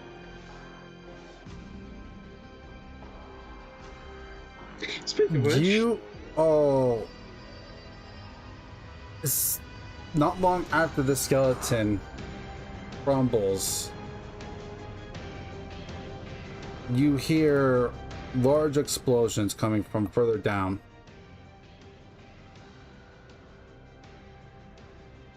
Farron's gonna... And Yep. you could see some of them are orange and red in color as a fire. But then a couple of dark explosions happen. And those dark explosions, not long after, you see Sarvati coming crashing into the room from the force of the explosions, beaten and bruised, covered in burns, cuts, all sorts of wounds. As you hear footsteps start walking towards you. And that is where we're going to end today. I already have an idea. Yeah, I just rolled some dice, and she was on the border of successes and failures, and she rolled a nat 1 for that last roll. Oh, that's rough. And the only reason why it was as bad as it was is because she actually technically rolled 2 nat 1s amongst her failures. Nice. Ooh. All right, boys. Sounds like we need to give him a hand. Oh. I have an idea of what'll do the trick. So, I'm gonna be honest. I didn't think it was gonna be that bad with the damage with the giant, but I didn't completely realize your guys' max health. So I was like, ah, fuck. I mean, it's okay. I took a hit. It kind of hurts. It hurts, but you're alive. Like, I was honestly kind of disappointed because I prepared like a bunch of buff and healing spells. Like, I was gonna go full on support this time. Well, it has the thing is that it has an armor class of 13, and Artorias being a fighter is insane against this creature, especially with the Warhammer. Yeah. Because it was like, it's weak to bludgeoning, so it doubles any damage that it takes from bludgeoning damage. So Tidal Wave would have done quite a bit. Okay. Yeah. But you don't know this because this is the first time you've ever seen this creature. These kind of creatures are not normal. Like, the fact that there's a giant skeleton version of a storm giant shows just how insanely powerful whoever is behind this is. I get a feeling we may meet them soon. I want to let you know that also storm giant skeletons is a challenge rate of 16. Ooh. So in other words, we beat a CR 16 creature. Yes. Neat. It's nice. It is not. Now, It is not meant to be an easy fight. I don't know about that. You kind of like spake the crap out of it in 3 hits. Yeah, we kind of just one cycled together. I mean, We do also have quite a few bludgeoning spells at our disposal, so... this is very true. It's like, okay, if anything needs to be bludgeoned to death, we got this. We're on tap. We got it. We're good. I do want to say there's a few things you don't know behind the scenes that you might find out next week. But right now, yeah, I haven't completely worked out everything. But I do want to say there is significance to that ocean being connected right there. There is great significance there. Oh, by the way, do we have to guess. level up from like the fight? I don't know. Do you guys deserve it? I'm about to die here. What do you think?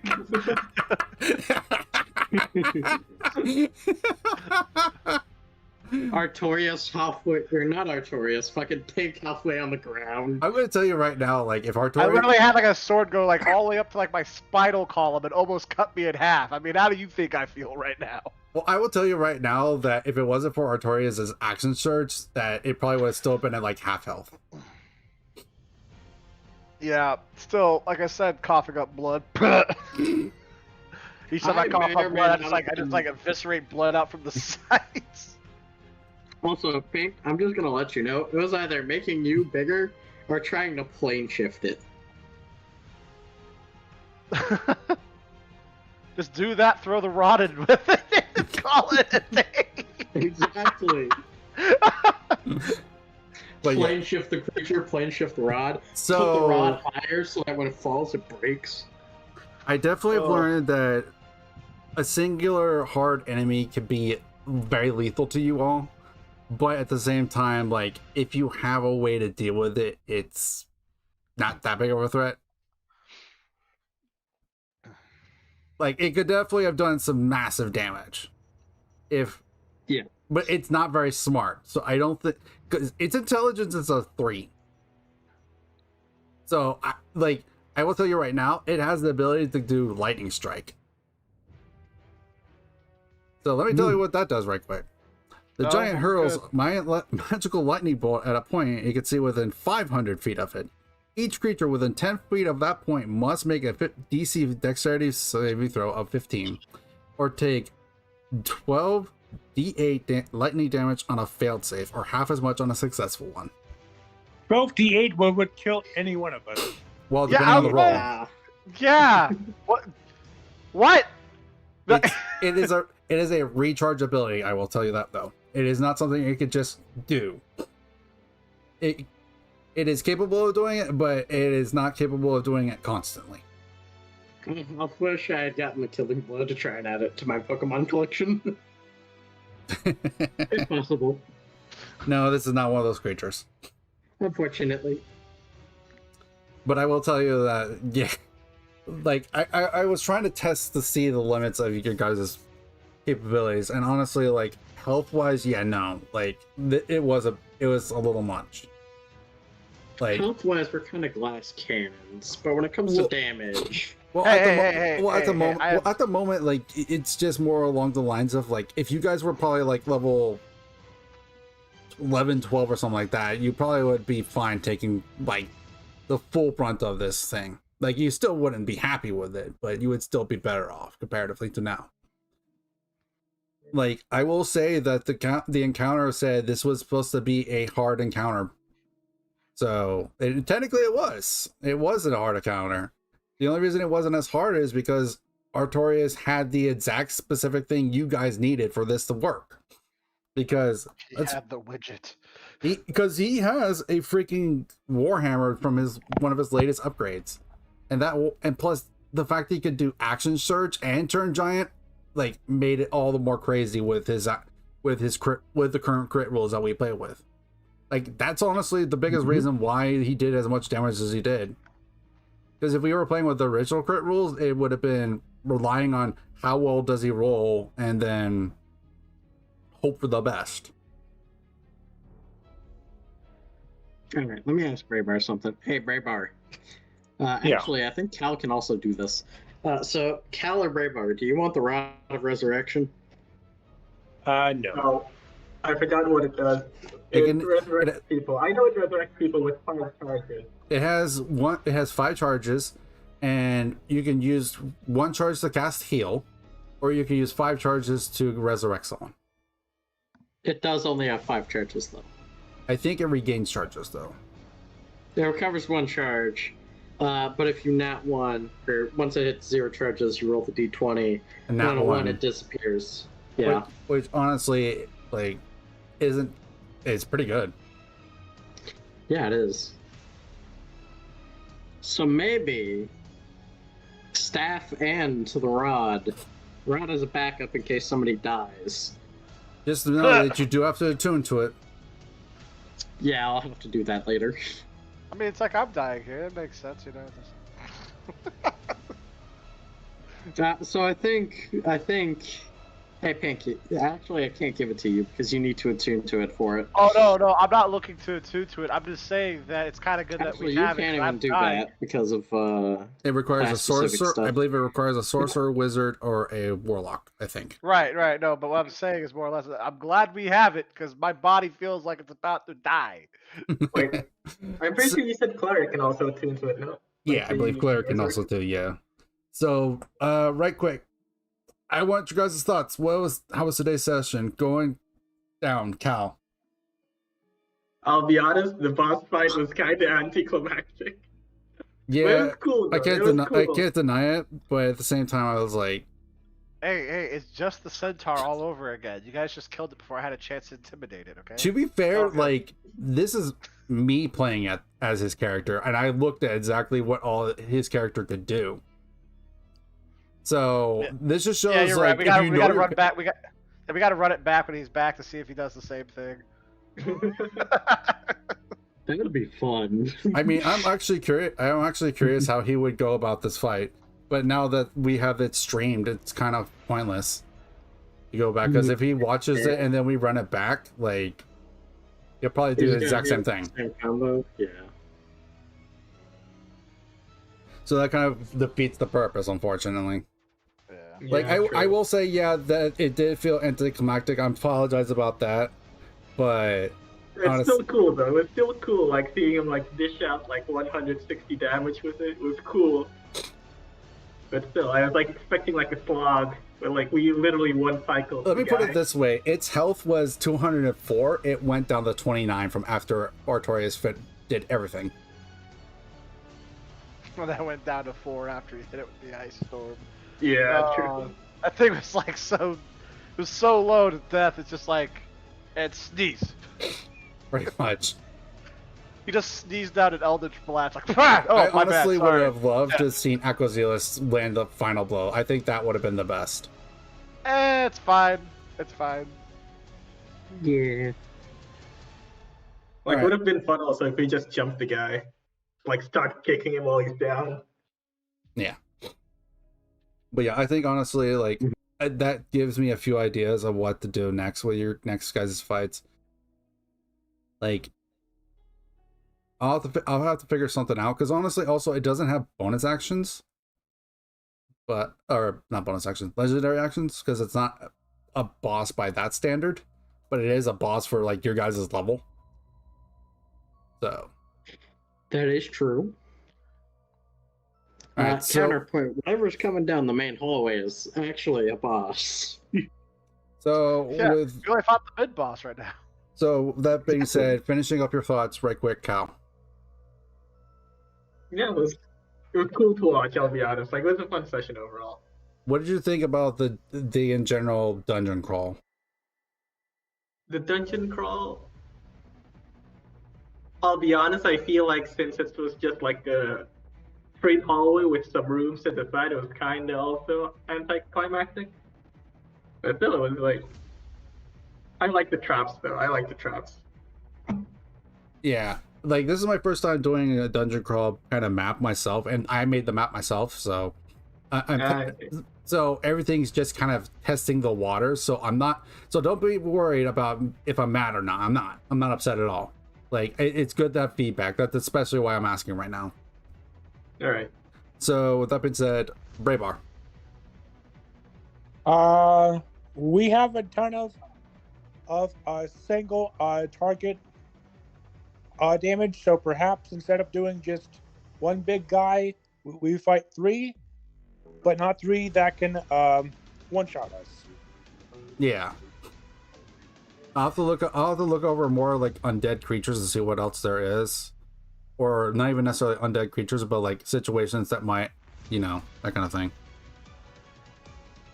But yeah, just in general, pretty fun. It was quite, interesting to explore the cave. But I do wish that there was like a way to know exactly where our character is on the cave, like some sort of app or something. I don't know. Yeah, the thing is I was trying to figure out Roll20 before the session, and I couldn't do it. Like I had the map drawn and everything, and then I was trying to get it to load up, and it just would not work with me. So I did want to do that. Like the intention was there. Okay. Pink. No, I thought it was relatively pretty fun and everything. Not really much more I can say. I mean, it was good. I mean, yeah, the last boss fight was anticlimactic, but yet again, it was just still pretty good. So yeah, I'm not gonna. Thrive. It was good. We got to have a little bit of shenanigans recovering the what was it? I think it was a chime of some sort. Here, let me scroll down. The chime of opening. Boss fight was a little bit anticlimactic, but everybody said that. But here's the thing: that was just the mini boss. The real boss is coming down. Just gonna wait for it. I'm going to give you the chance to let you know, guys, right now, that if you want to attune to that Rod of Resurrection before that boss comes up, you can. If it is a boss indeed. Because you might need to cast heal. I will gladly do so. And you wouldn't be using up a spell slot with it. Yeah, so who's attuning to it? Like you, Therai, or? I will let you guys discuss that. Is there any final thoughts that you guys might have for future sessions? More traps. Okay. I will keep that in mind.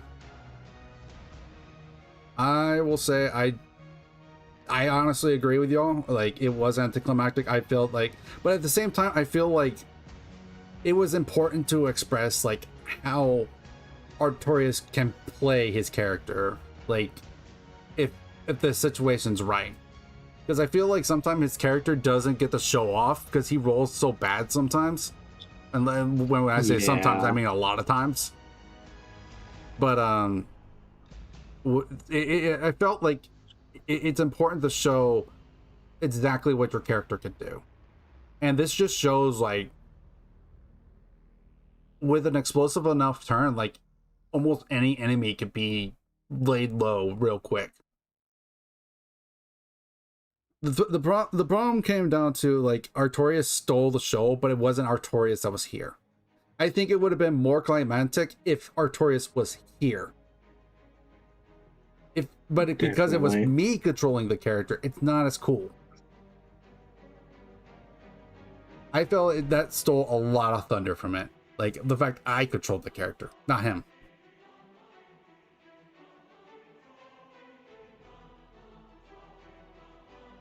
What do you guys think about that? Do you agree with me? Disagree? Didn't help. Honestly, I find it kind of funny that the one time Artorias' character shined, it wasn't him controlling it. Yeah, which kind of makes it... That's the part of the anticlimactic, is because he wasn't the one controlling it. That's what my thoughts are, at least. So what we're saying is Artorias is his own hard Hmm. mode. This is true. Excuse me, but this is just kind of shows you the importance of, like, looking over your character sheet, knowing what things can do. Because, like, if he wasn't a fighter, he wouldn't have had as many attacks. Because he had 3 attacks only because of action surge. And also, the extra d6 was because he got giant form. So he wouldn't dealt as near much damage. So, because that in itself automatically was an extra 18 damage across the board. Double that, that's 36 extra damage right there. 36 damage out of the 204 is like, yeah, in the end, that's not a big deal. But that if that extra 36 wasn't there, he would have still been at like 60 something health, which is a lot more to deal with. Even with vulnerabilities, that's still a lot more health. And that's not even including rolling the extra dice because of the crit. So it would have technically had an extra like 70 health if you did include the giant form into that.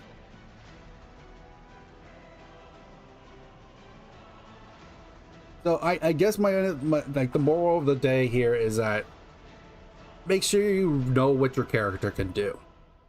And if you have questions, don't be afraid to ask.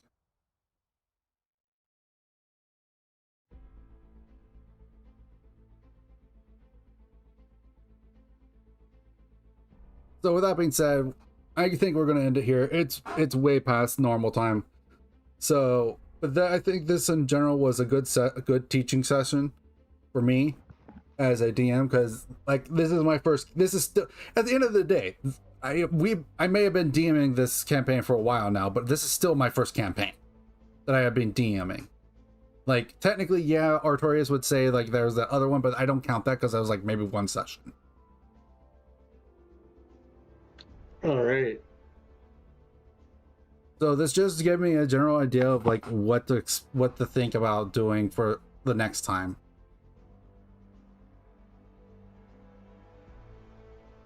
So with that being said, thank you everyone for joining me today. I do appreciate it. Thank you very much for all your support, and thank you for joining me in the gaming den. Thanks for watching.